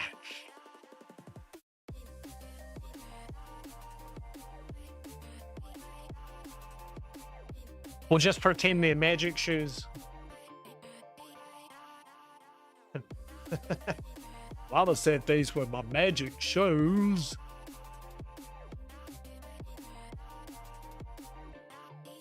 This actually helps with price action to go down, especially if we put the magnet.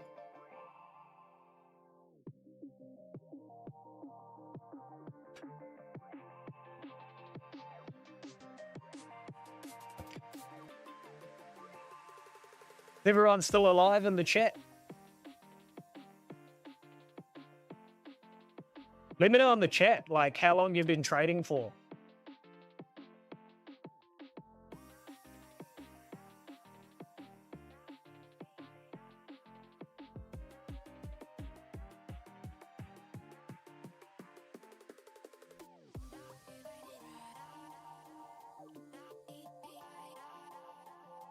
Go back to oil, see if we've got that bottom yet. No, it hasn't come in. Have a look at MNQ again.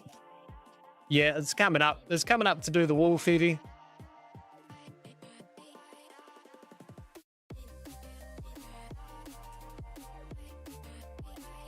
I would like to get an entry off that, but it's the good setup's already been. Would have been nice to get in off of that retrace. Off of here. 382, yeah, nice strong bounce off the 382.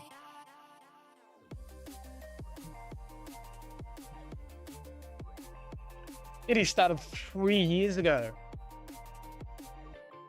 And bloke's smashing it now.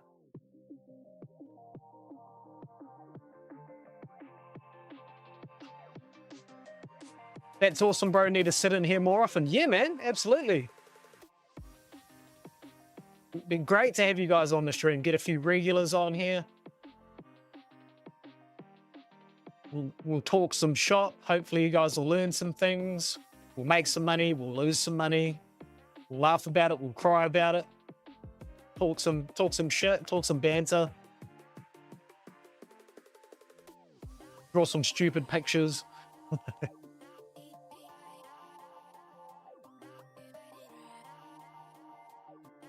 I mean, if you stick with us long enough with these live streams going forward, you might eventually see like a full crash out on stream where I just get real upset with the market. Hopefully not, but you never know. Yeah, it looks like it's breaking that range. It looks like it wants to get that wolf.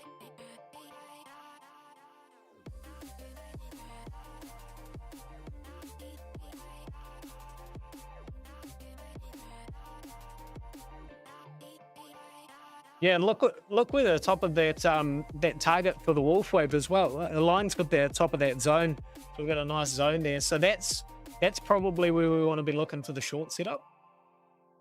Up around here. And then in the process, it might even give us like another sort of head and shoulders formation.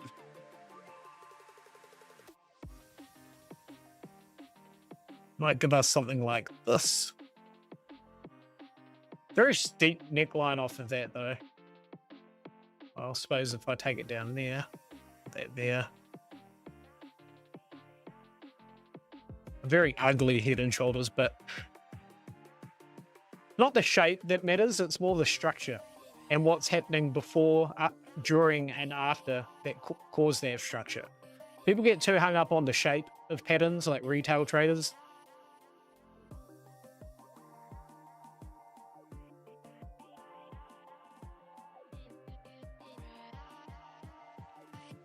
Four years, swapped a few times between crypto and FX, and ready to start taking it seriously and try to get consistently profitable. Yeah, man. The key is to just like trust the process and focus on the journey, not the outcome, right? As soon as you start trying to focus on the outcome, focus on the money, focus on the payouts, that's when you start letting emotions dictate your actions. You just want to focus on the process and the journey. And then eventually the results, they just flow naturally. And set realistic expectations too. Like you see all these guys that just post like winning screenshots or winning videos of them only making money. It's not realistic. Like as a trader, you could have losing days, losing weeks, losing months. If you're a long-term investor, you could have losing years. The key is consistency over time, right? So if you're making, like even if you're only making say 3% per month, you're still doing better than like the S&P 500, which is like 5 to 10% per year. So you got to keep your expectations realistic. Figure out what your number is. So what do you currently earn in your full-time employment? And how much do you need to make to replace that? And once you have your number, you can start thinking of a plan to achieve that number. It's like, what size do I need to scale my account to a point where I can only risk, say, 1% or 2% of your account and potentially make like a week's worth of income off of that 1 to 2% risk.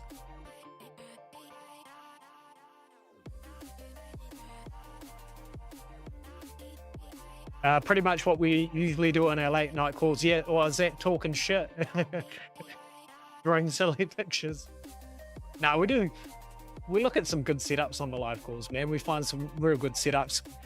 Carlin, with his kill zone strategy, always manages to snipe those entries. Man, this is just all over the place at the moment. Just very indecisive. I want to find another setup on something. I did actually get a nice short on the AUD. Sorry for you guys in Australia, but I was actually shorting your guys' dollar earlier today. And I'm probably going to do it again very shortly.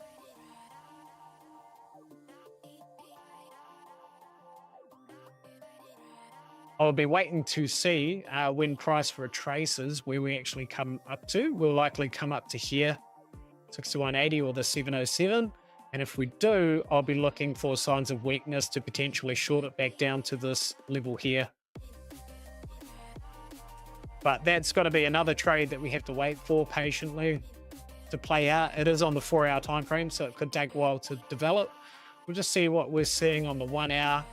There is the potential for a double bottom here. We have a double bottom with convergence with the volume. It is a bit premature for now. The good entry's actually been and gone.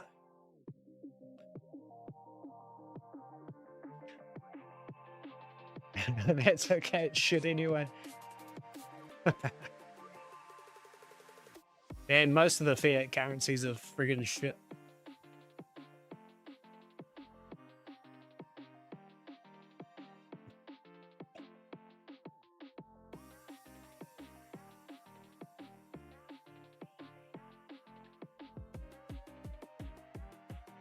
Yeah, this would have been the good short. Unfortunately, we missed it. We weren't quick enough. We'll be quicker on Thursday, I think. Oh, this looks good. What's this? The British pound. It is at a major level of resistance. There is a bit of a bottoming structure there, though.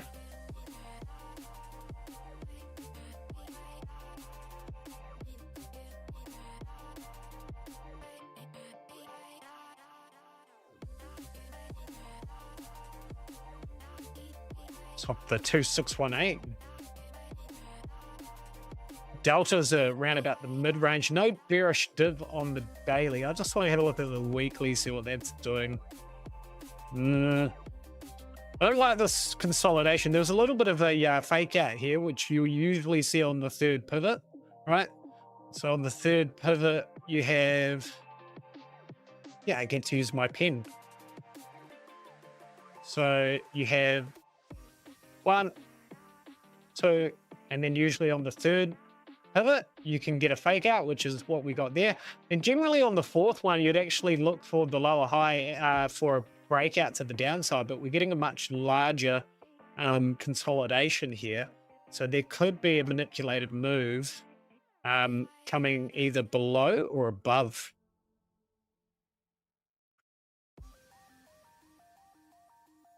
There is a slight higher high there on the weekly. The 4-hour, you can see a bit of a climatic spike in volume, but it's worth noting that the volume is declining, which gives you convergence with the price action, because price action is also steadily declining there. The CVD is pushing back above into positive range.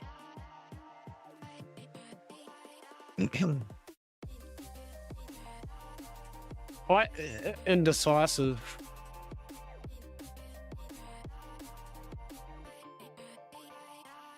It's a bit of a W formation here pushed up. We can see the absorption coming in now, though, at this level, which is a good sign. On the 30-minute. Double top. This is where the zones get a bit messy for some of the price action. Now we can see the bearish div coming in on the smaller time frames. And now we get to the 1 minute and it looks absolutely horrible.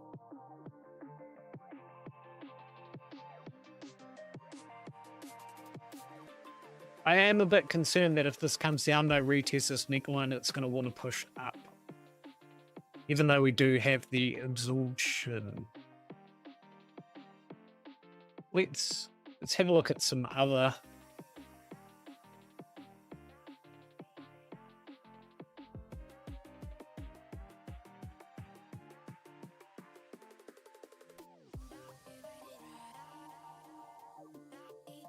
Politicians are robbing us in daylight and no one seems to care. Yeah, and the funny thing is, right, you pay taxes and then they just print money. It's like, why even bother? Just keep printing money then and leave ours alone.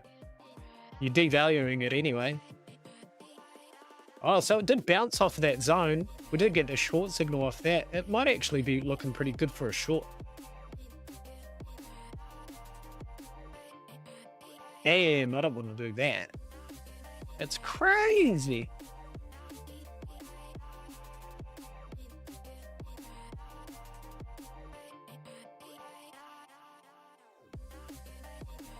Should actually come down lower than that.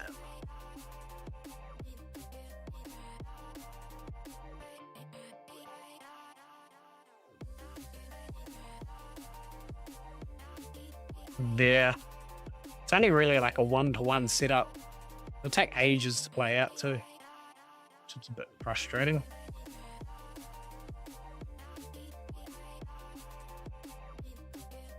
That's the next significant level there.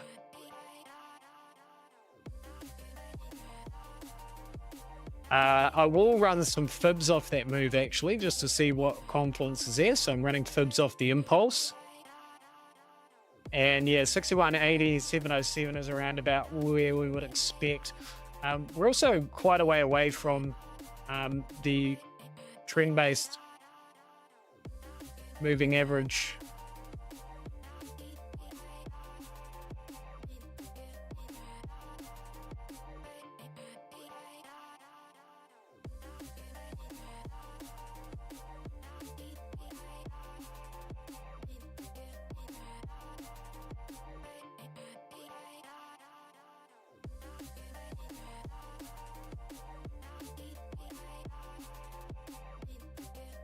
We're in.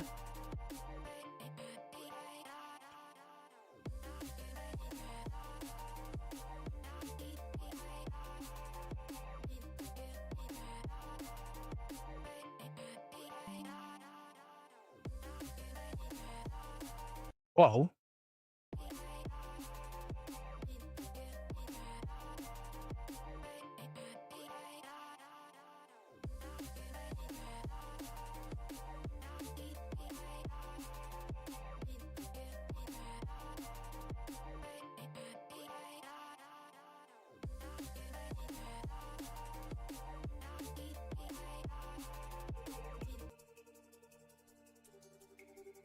I felt like that song was looping for way too long. It was actually starting to make me go a little bit crazy.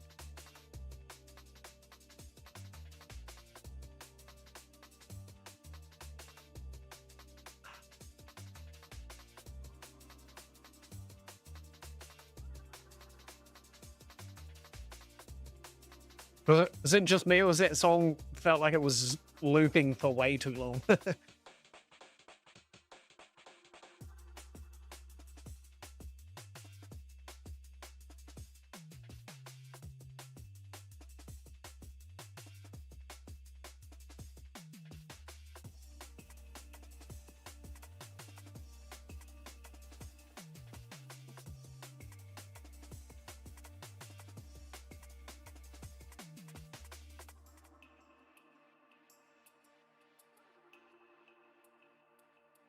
By the way, if you're new to the channel and new to the stream, if you've been active in the chat, you're probably already subscribed.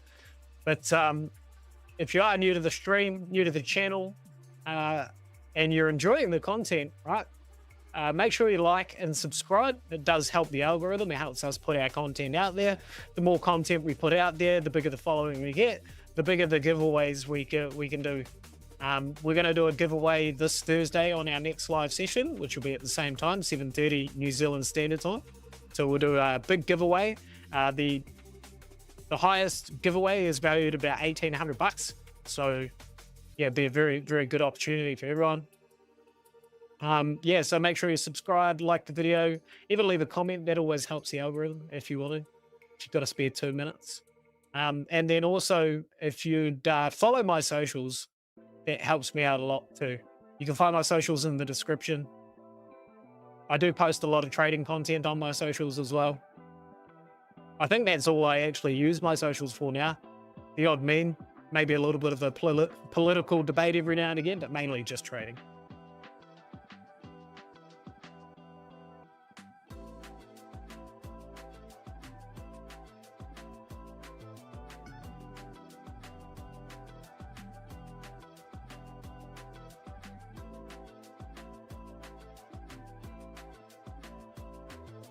Up, down, up, down. Is it going to break this time, do you reckon? No, it will. It will. Watch. Watch.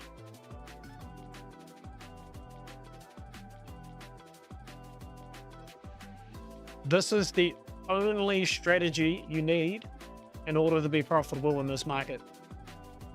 Find a significant level of price, where price is being held. Let's start chipping away at it with a hammer. and just keep doing that. And I guarantee you do this for about 10, 15 minutes and you're basically 100% guaranteed to look like an absolute tool. Borderline psychotic. But it works. Look, it's going down.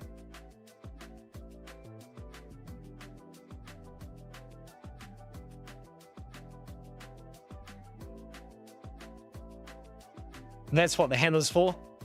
Why would TradingView give you the hammer if it's not meant to knock price down?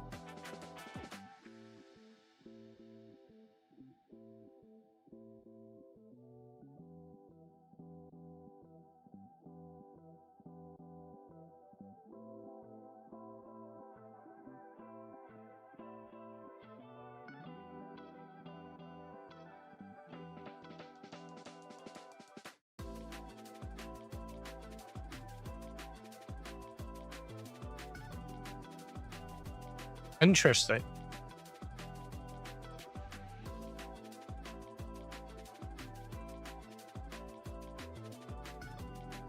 Give him his hammer.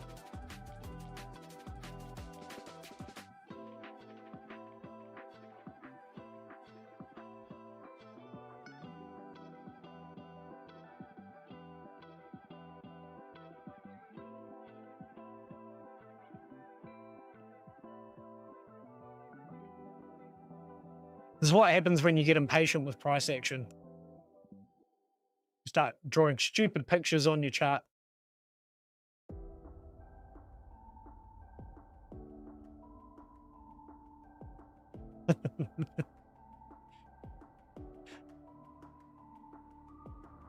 Felt like you were stuck in a trance, yeah. Or maybe you were.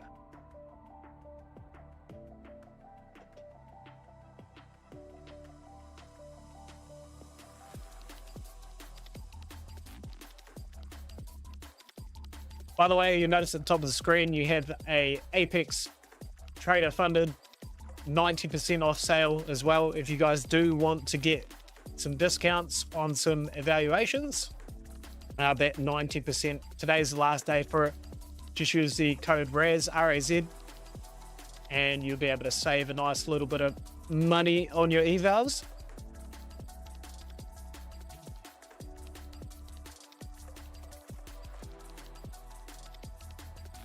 Oh, this guy's not helping at all.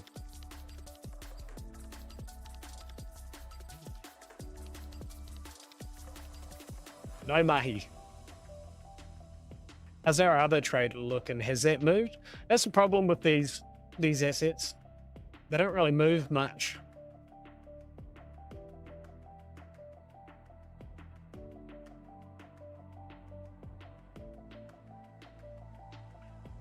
If you didn't know as well, TradingView actually has depth of market. So if you've got your broker integrated, you can actually bring up the order screen. You can see the depth of market. You can see what orders are coming in at which prices. Can be quite handy, especially for scalping. I don't use it too much, but it can just be like a little bit of extra confirmation for you.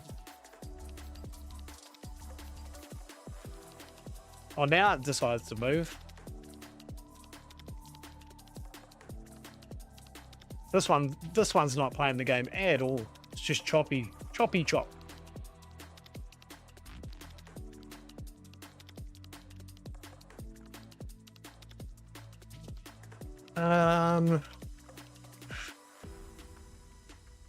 Have a look at Bitcoin again, see if that started to retrace. Notice where it started to kind of low out. I think we took our profit. If we go back to the settings, execution marks, and see, where did we actually get out? Yeah, just here. I did kind of expect we could potentially put in a bit of a bottoming structure, which is why I like to keep my targets a little bit conservative.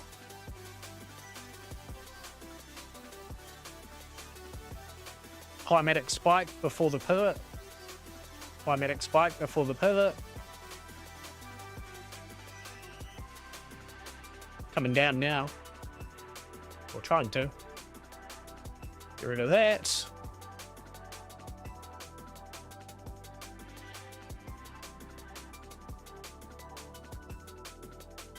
Horrible chart to look at. Yuck.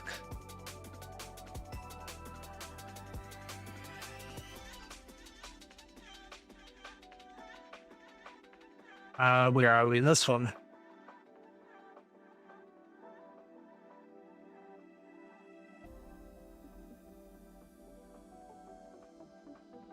This is usually about the time that everyone starts FOMOing into the market, right? Bitcoin's had a significant pump, and it will cool off. It will get a significant cool off. Just resting on this level of support now. Price break below, we might be able to find another opportunity for a short. I don't really want to short into support. Not from where it is now. If we can break this high, we'll be looking a little bit better for a short setup.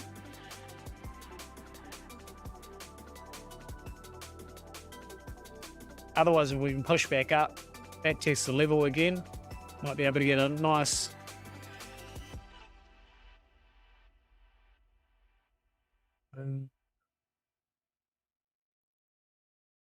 what else? What else can we have a look at? 618.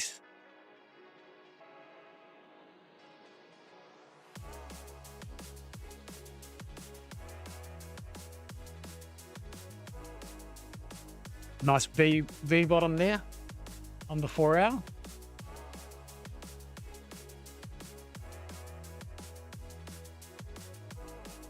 And a bearish divergence.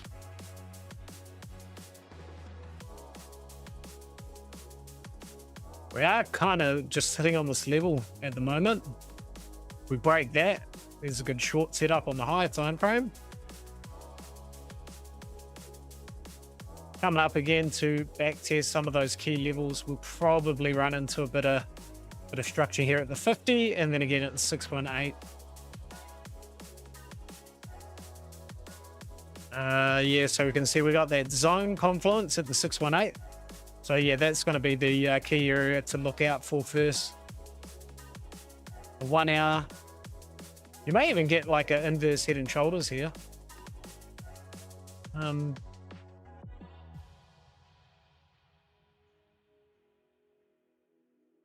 Yeah, so off of here, may get something like that.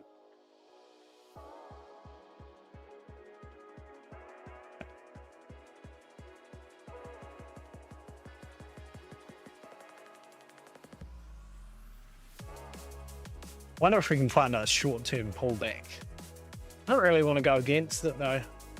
It still could just keep pushing. There's no real climatic spike. No real absorption that's come through. It'd be a bit risky.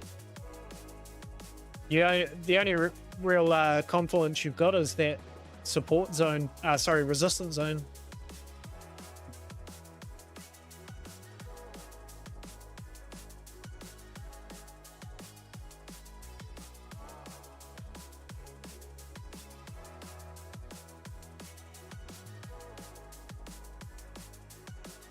Oh, bit of consolidation there, double bottom. Big push. That could be looking good for a little bounce. Some bullish divergence too. Volume. Might be a good larger time frame setup there. Where did that price come back to? The bit of a double top there. But this is kind of like a V-shaped recovery. It looks like you're getting a good bounce on the smaller time frames. And then if we run our fibs off of that, your price come down just above the 6180, bouncing up. So if I was going to look for signs of an entry here, I'd probably wait for price to come back up. Back test any sort of key levels that we can find.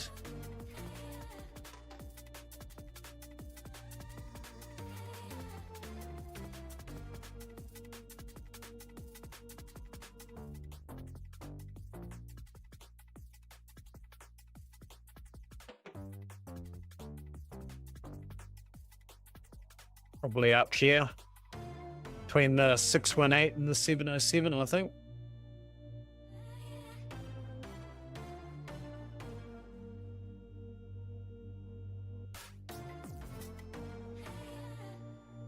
See how that goes. We'll wait. Nice double bottom there as well.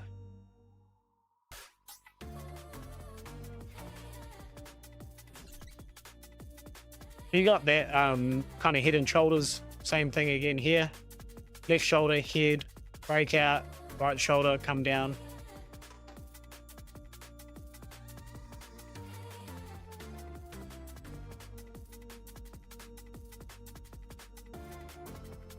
I want this to come up to here, man, so I can short it.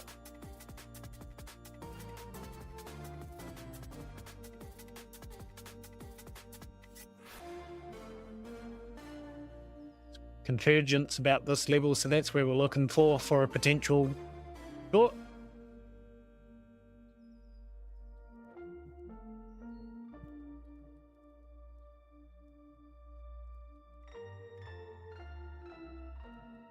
And this will basically be the same thing. Yeah, so there's a few assets we're looking at. A couple of them are just kind of stuck within a bit of a range at the moment. Oh, this one actually. This one here. Bit of a neckline there, double top. For our I just want to zoom out, have a look at the higher time frame first. Yeah, manipulation up there, manipulation to the downside again, still consolidating.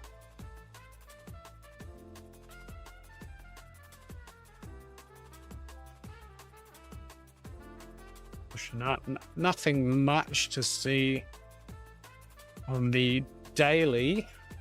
There's another little zone here on the daily. There's a double top, breakout, retest.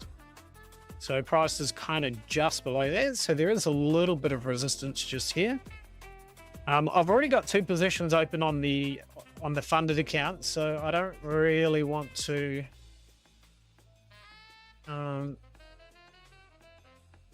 might trade the 150k one.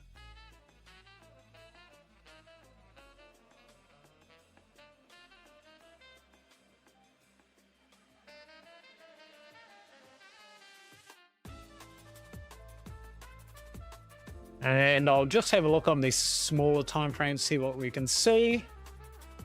Any climatic spikes. It's a climatic spike there, but that was on the push up. Another little climatic spike there.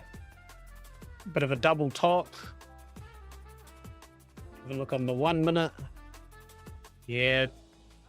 Pivot. We'll chuck a short on.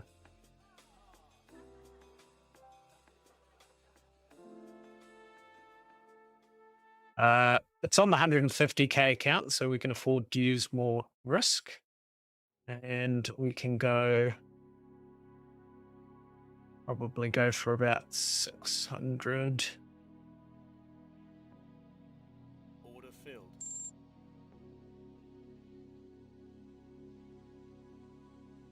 And then come back to retest that previous low.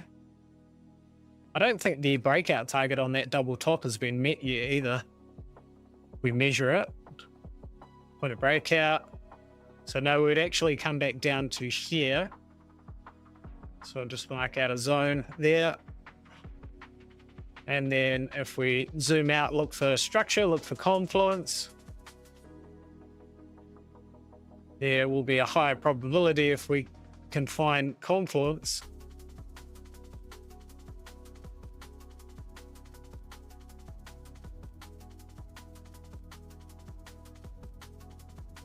Yeah, you can see there's a little bit of structure to the left. And if we also check with the fib, check the fibs on, we'll do it from this impulse to the top. You can see you got the 50, which is right about that same level. We'll chuck the zones back on.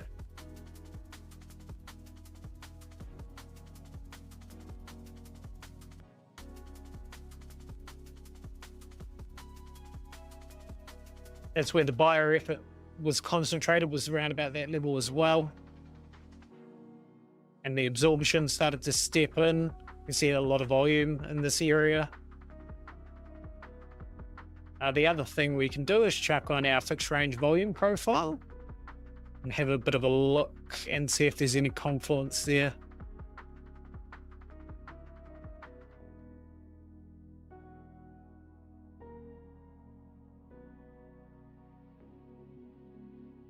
We got the value area low on the 30 minutes sitting below, around about where that high was, that previous high, 61.80. So if it breaks that low, it could even come down to just here, within that range, the 61.80 and the 707.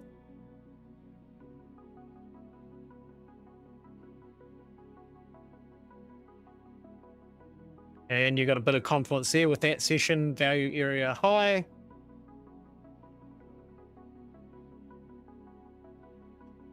Yeah, so we'll keep an eye on that.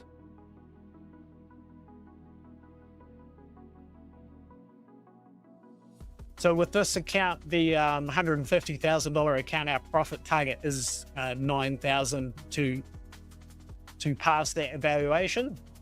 But it is an end of day drawdown account, so we do actually have a little bit more room to play around with, as opposed to the intraday drawdown, which is the $50,000 funded account.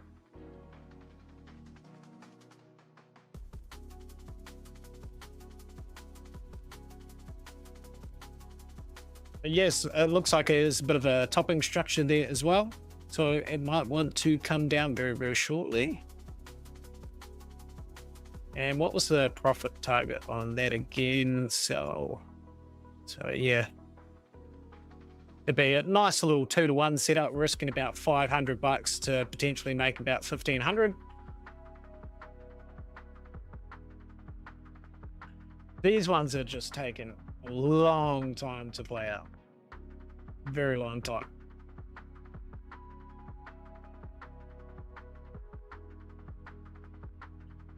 On the 4 hours, put that zone in now too, which is a little bit frustrating. But I still think with our stop loss, it should come down. This one here, however, it's taking its time. Probably be waiting for the US volatility to come through. We do have a major resistance level just above here.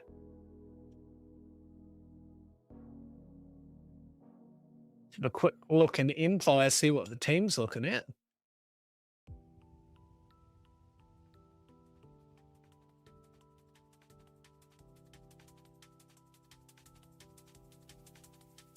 See what the crew's looking at on Empire. Give it a refresh. If you're not familiar with Empire Crypto Trading, it's a social trading and education platform. Think Facebook, but for traders. Place where like-minded people can come together as a community, share ideas and analysis, get access to research articles, live calls, education. You'll find a link in the description. It's free to sign up, and we also have 14-day free trials as well for some of the premium subscription options. Just have a look at...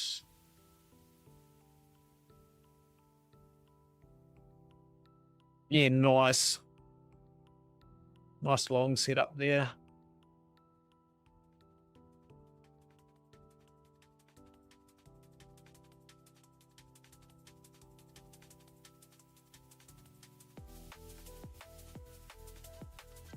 The gold short.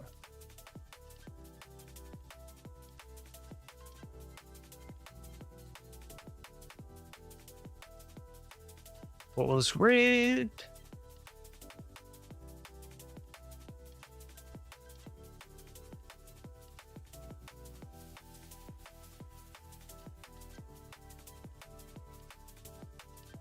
One hour ago, what's Jordan looking at? Gold as well? Yeah, nice. Oh, yeah. That's probably why. He's on the call. Yeah, nice one, Jordan. Good chat, bro. Good chart. Well, hopefully it plays out now. Otherwise, I'll look silly. Otherwise, I'll look like a dick.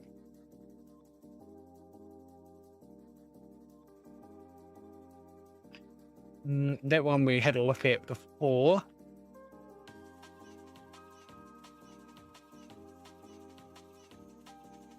Yeah, Forley is looking at similar to what we were looking at on the NASDAQ as well. He's looking for further downside. He's got his targets mapped out. We were looking at something similar, but just different targets, I believe. And that's one thing you'll find is like sometimes you'll have two different traders with two different types of analysis or two different strategies and ultimately reach the same conclusion. I see that as confluence.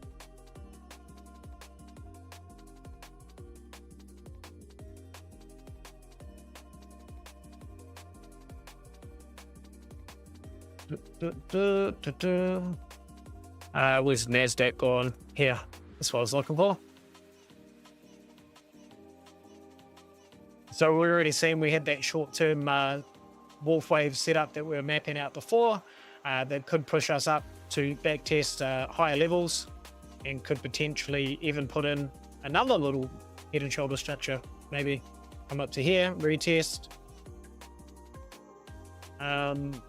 put in the fibs, and that aligns top of that move about 61.80 there. So we'll see how that goes, but yeah, ultimately what I'm looking for is an opportunity to go short. So price is currently retesting this level of resistance, and if we can get a rejection at some of those levels, then we should be able to catch a pretty significant short to the downside.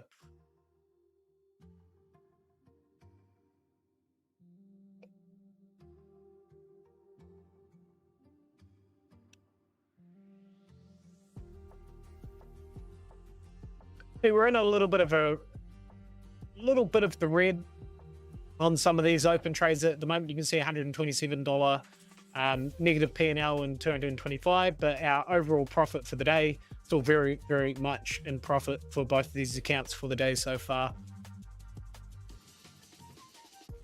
And that's the thing, you're gonna have winners, you're gonna have losers. The key is consistency and profitability over time. Don't have to be profitable every trade. You don't have to be profitable every day, every week, every month. Don't even have to be profitable every year, just as long as you're long-term profitable.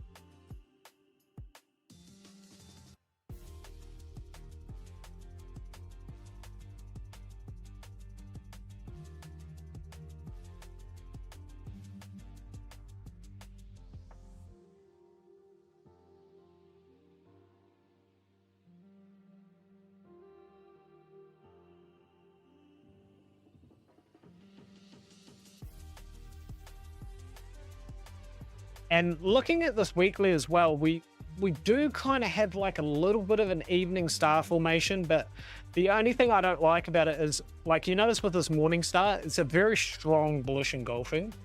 With the evening star, you generally want to see like a 50 to 60% engulfing as a minimum for that candle to show real like sell side pressure. If we do get a retrace, it could likely be the same thing for this bearish candle. 50 to 60% retracement. That's usually around about where I'd be looking for signs of weakness, the sellers to start stepping in. And if you run your fibs off of that, you can easily find the 50 to 60% retracements.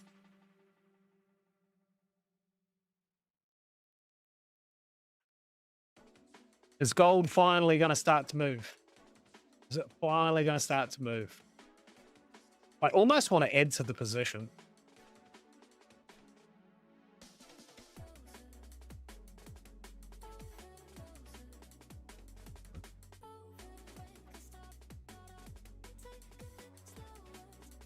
Adding more to the position here, even though it would give me a better average entry, it's still a pretty aggressive move.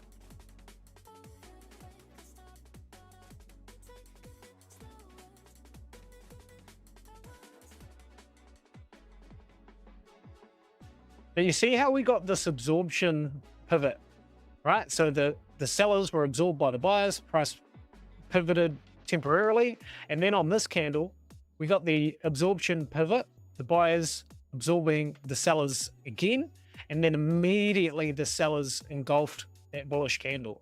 So that's quite significant. It shows a sign of weakness.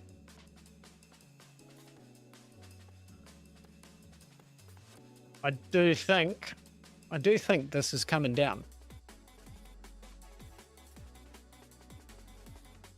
We'll give it another, I think we'll give it another 15 minutes or so, team, for the stream.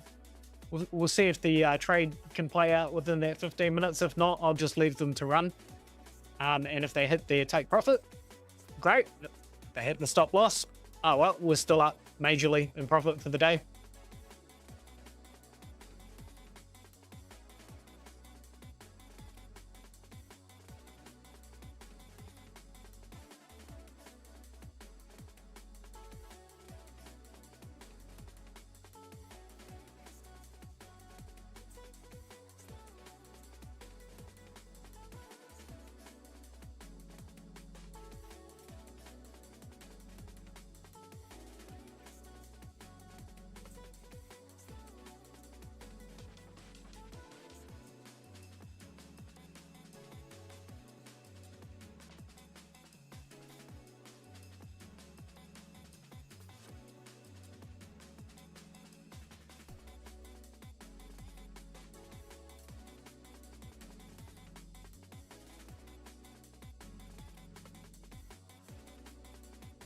Oh,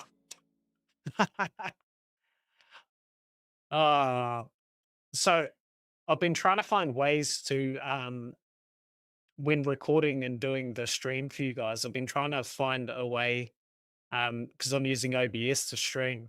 I was trying to find a way to concurrently, because usually if I record the stream as it is now, it comes out in the aspect ratio that you guys can see. But I wanted to get like a vertical aspect ratio for like content and shorts and stuff. And I've been looking at ways to do it online. And I even asked Chat GPT and it gave me like, oh, you download this software and then you have to do this, this, and this. But it, you know, and now I'm just looking at YouTube Studio and there's literally a toggle that says dual stream that allows you to vertical stream and automatically generate a vertical crop version. So all that research was a waste of time. It was right there in front of me the whole time. You would have thought the AI would have picked that up too. Oh well, at least we found a solution now. That I suppose that's a plus.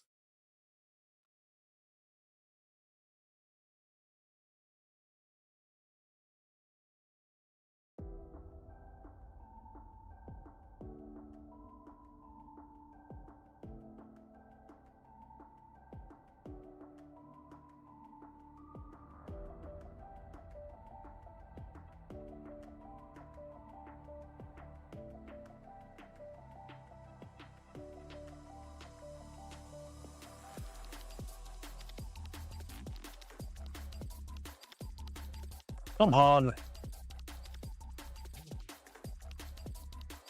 Well, now you know, and knowing is half the battle.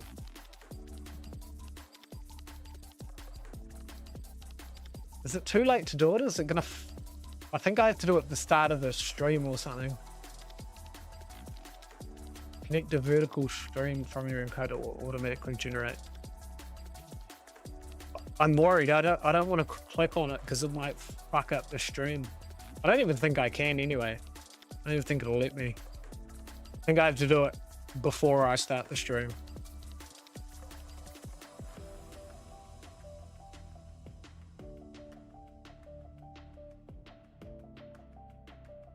Come on, come down. Come down.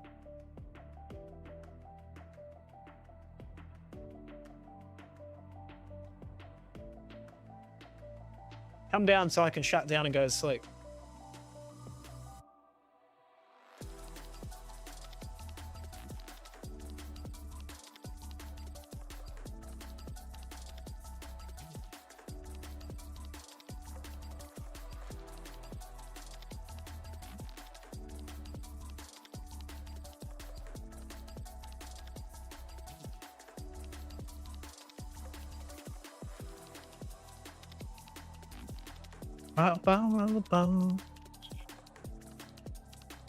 Oh, there was one I was looking at the other day, Hogs Futures.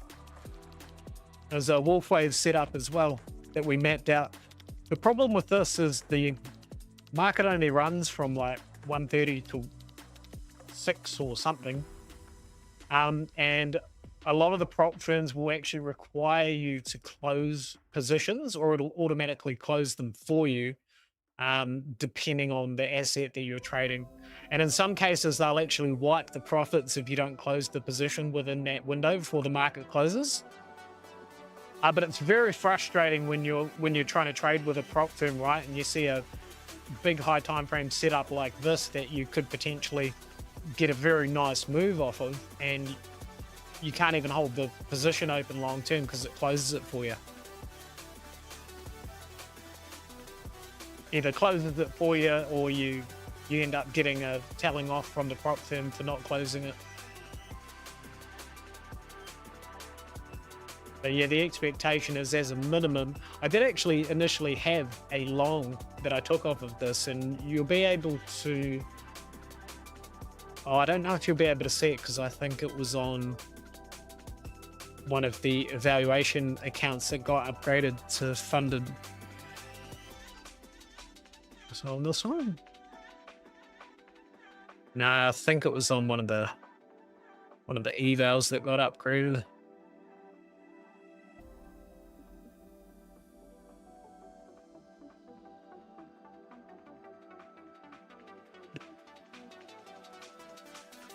Well, this would be good if these trades can play out. Well, that means we'll be up, because we only activated this particular funded account, the 50k one. We only paid the activation fee today before the stream. Just before the stream.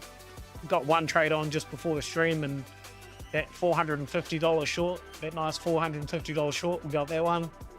If these ones play out, we should be looking at, close to $1,000 profit for the day on that funded account. So that will be good. That'll take us about halfway to our buffer. Our buffer needs to be 52,000. It's either 52,100 or 52,600. I can't remember. I think it might be 52.6, because you can take 500 out minimum, and then you have to leave the $100 buffer over the top of the 52,000. But the real sort of kickback of actually meeting that buffer is, even if you're on an intraday trailing drawdown account, once you reach that buffer, your buffer then remains like a static from there. So you don't have to worry about the intraday trailing drawdown after that, which is really good.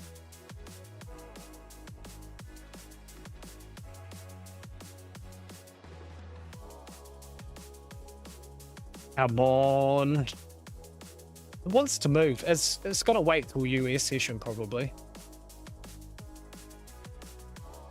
It needs to engulf this bullish candle and break below this zone. We've got an inverted hammer, which is quite bearish.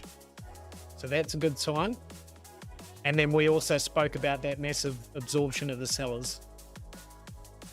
So it is looking good. Still looking good. Oops. Wait, what did I just go? Oh, that's what we were looking at before. The zone. Is there a short setup there? We did see the absorption on the 15. So that's a good sign. No divergence or anything. CVD is still positive. There's divergence on the 5-minute. Inverted hammer.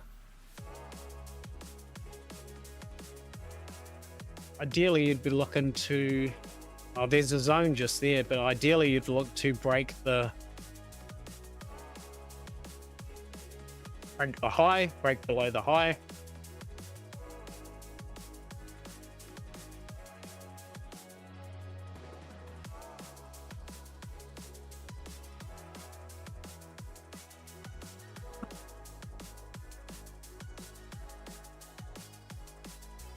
Little alert down there Might just zoom in.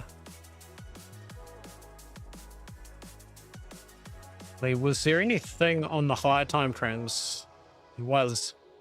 We're inside of that zone. The real hurdle we need to get through is we need to actually break this high. It'll be a strong bearish signal. And there is actually a bit of bearish divergence there. Would preferably have liked to see some absorption here and a climatic spike in volume, which we haven't quite got yet. So there is still the possibility we could push up for another high just yet before we actually roll over.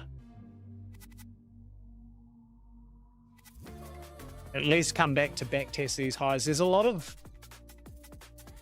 a very large wick left over to the upside. I wouldn't be surprised if we come back to move up within the range of that wick.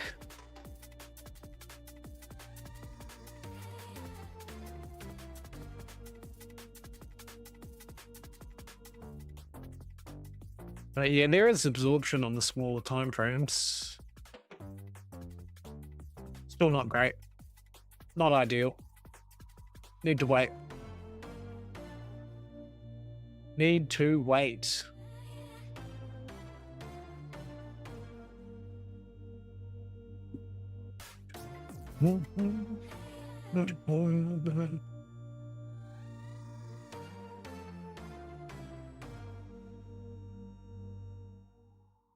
I have a feeling as soon as I end the stream, this is going to shit the bed. And I'd love to hit this TP while on the stream with you guys.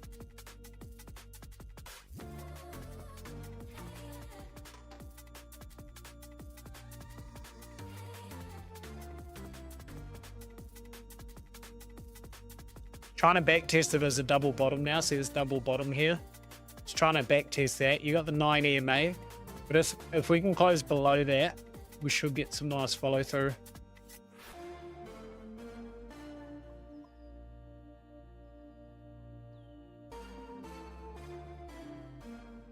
What else can we look at? We've still got that range, still sitting just inside the range on the daily. 12 hour, 8 hour. So the CBD is going negative as well, even on those higher time frames. I got absorption, negative, double top.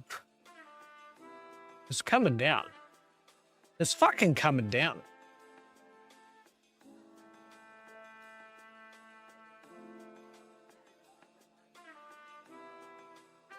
Just gotta wait all day for it to get there. That's all.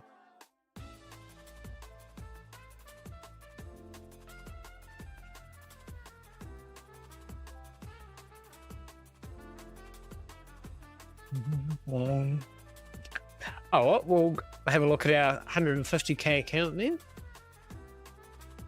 Our short that we've got running on that is looking pretty good. Nice double top. You can see we have printed that zone now. There's that zone kind of comes up to that base there, which should give us, where was that? 700. It was on the 5, wasn't it? 5, 15, 30. Oh, it'll come through there anyway. Just small time frame ones.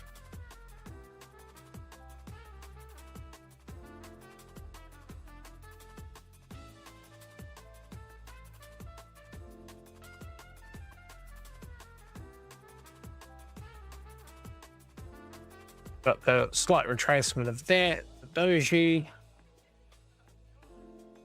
Very nice.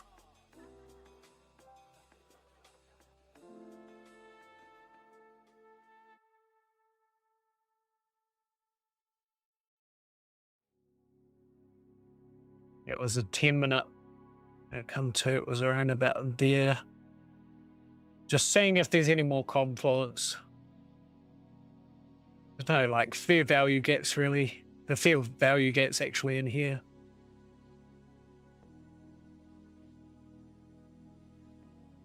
Big absorption off of the move up the top here, this one. Chuck some fibs on it just to see if there's any more confluence. We'll chuck some fibs there. About 61.80 to the top of that move. So our target's more about the 886 around there. It decides to sweep that low. Otherwise, if we bring it up to 707 and to here, it'll give us, now looking at about 900. Let's give it a little bit extra room.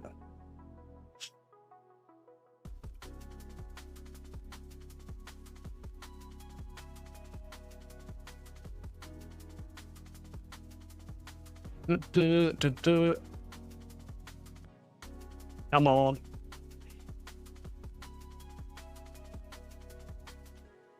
Come on. Yeah, I think it's going to be a bit of a slow grind here until US session. No real decision yet. That's all right. We'll leave those trades to run. We've got our stop loss set now. Take profits. We're sitting in the green for the day. I mean, we're up over 2.5K on the day so far. So yeah, it's been a good trading session. We got that nice $450 short at the start of the session. Played out nice and quick. That was good.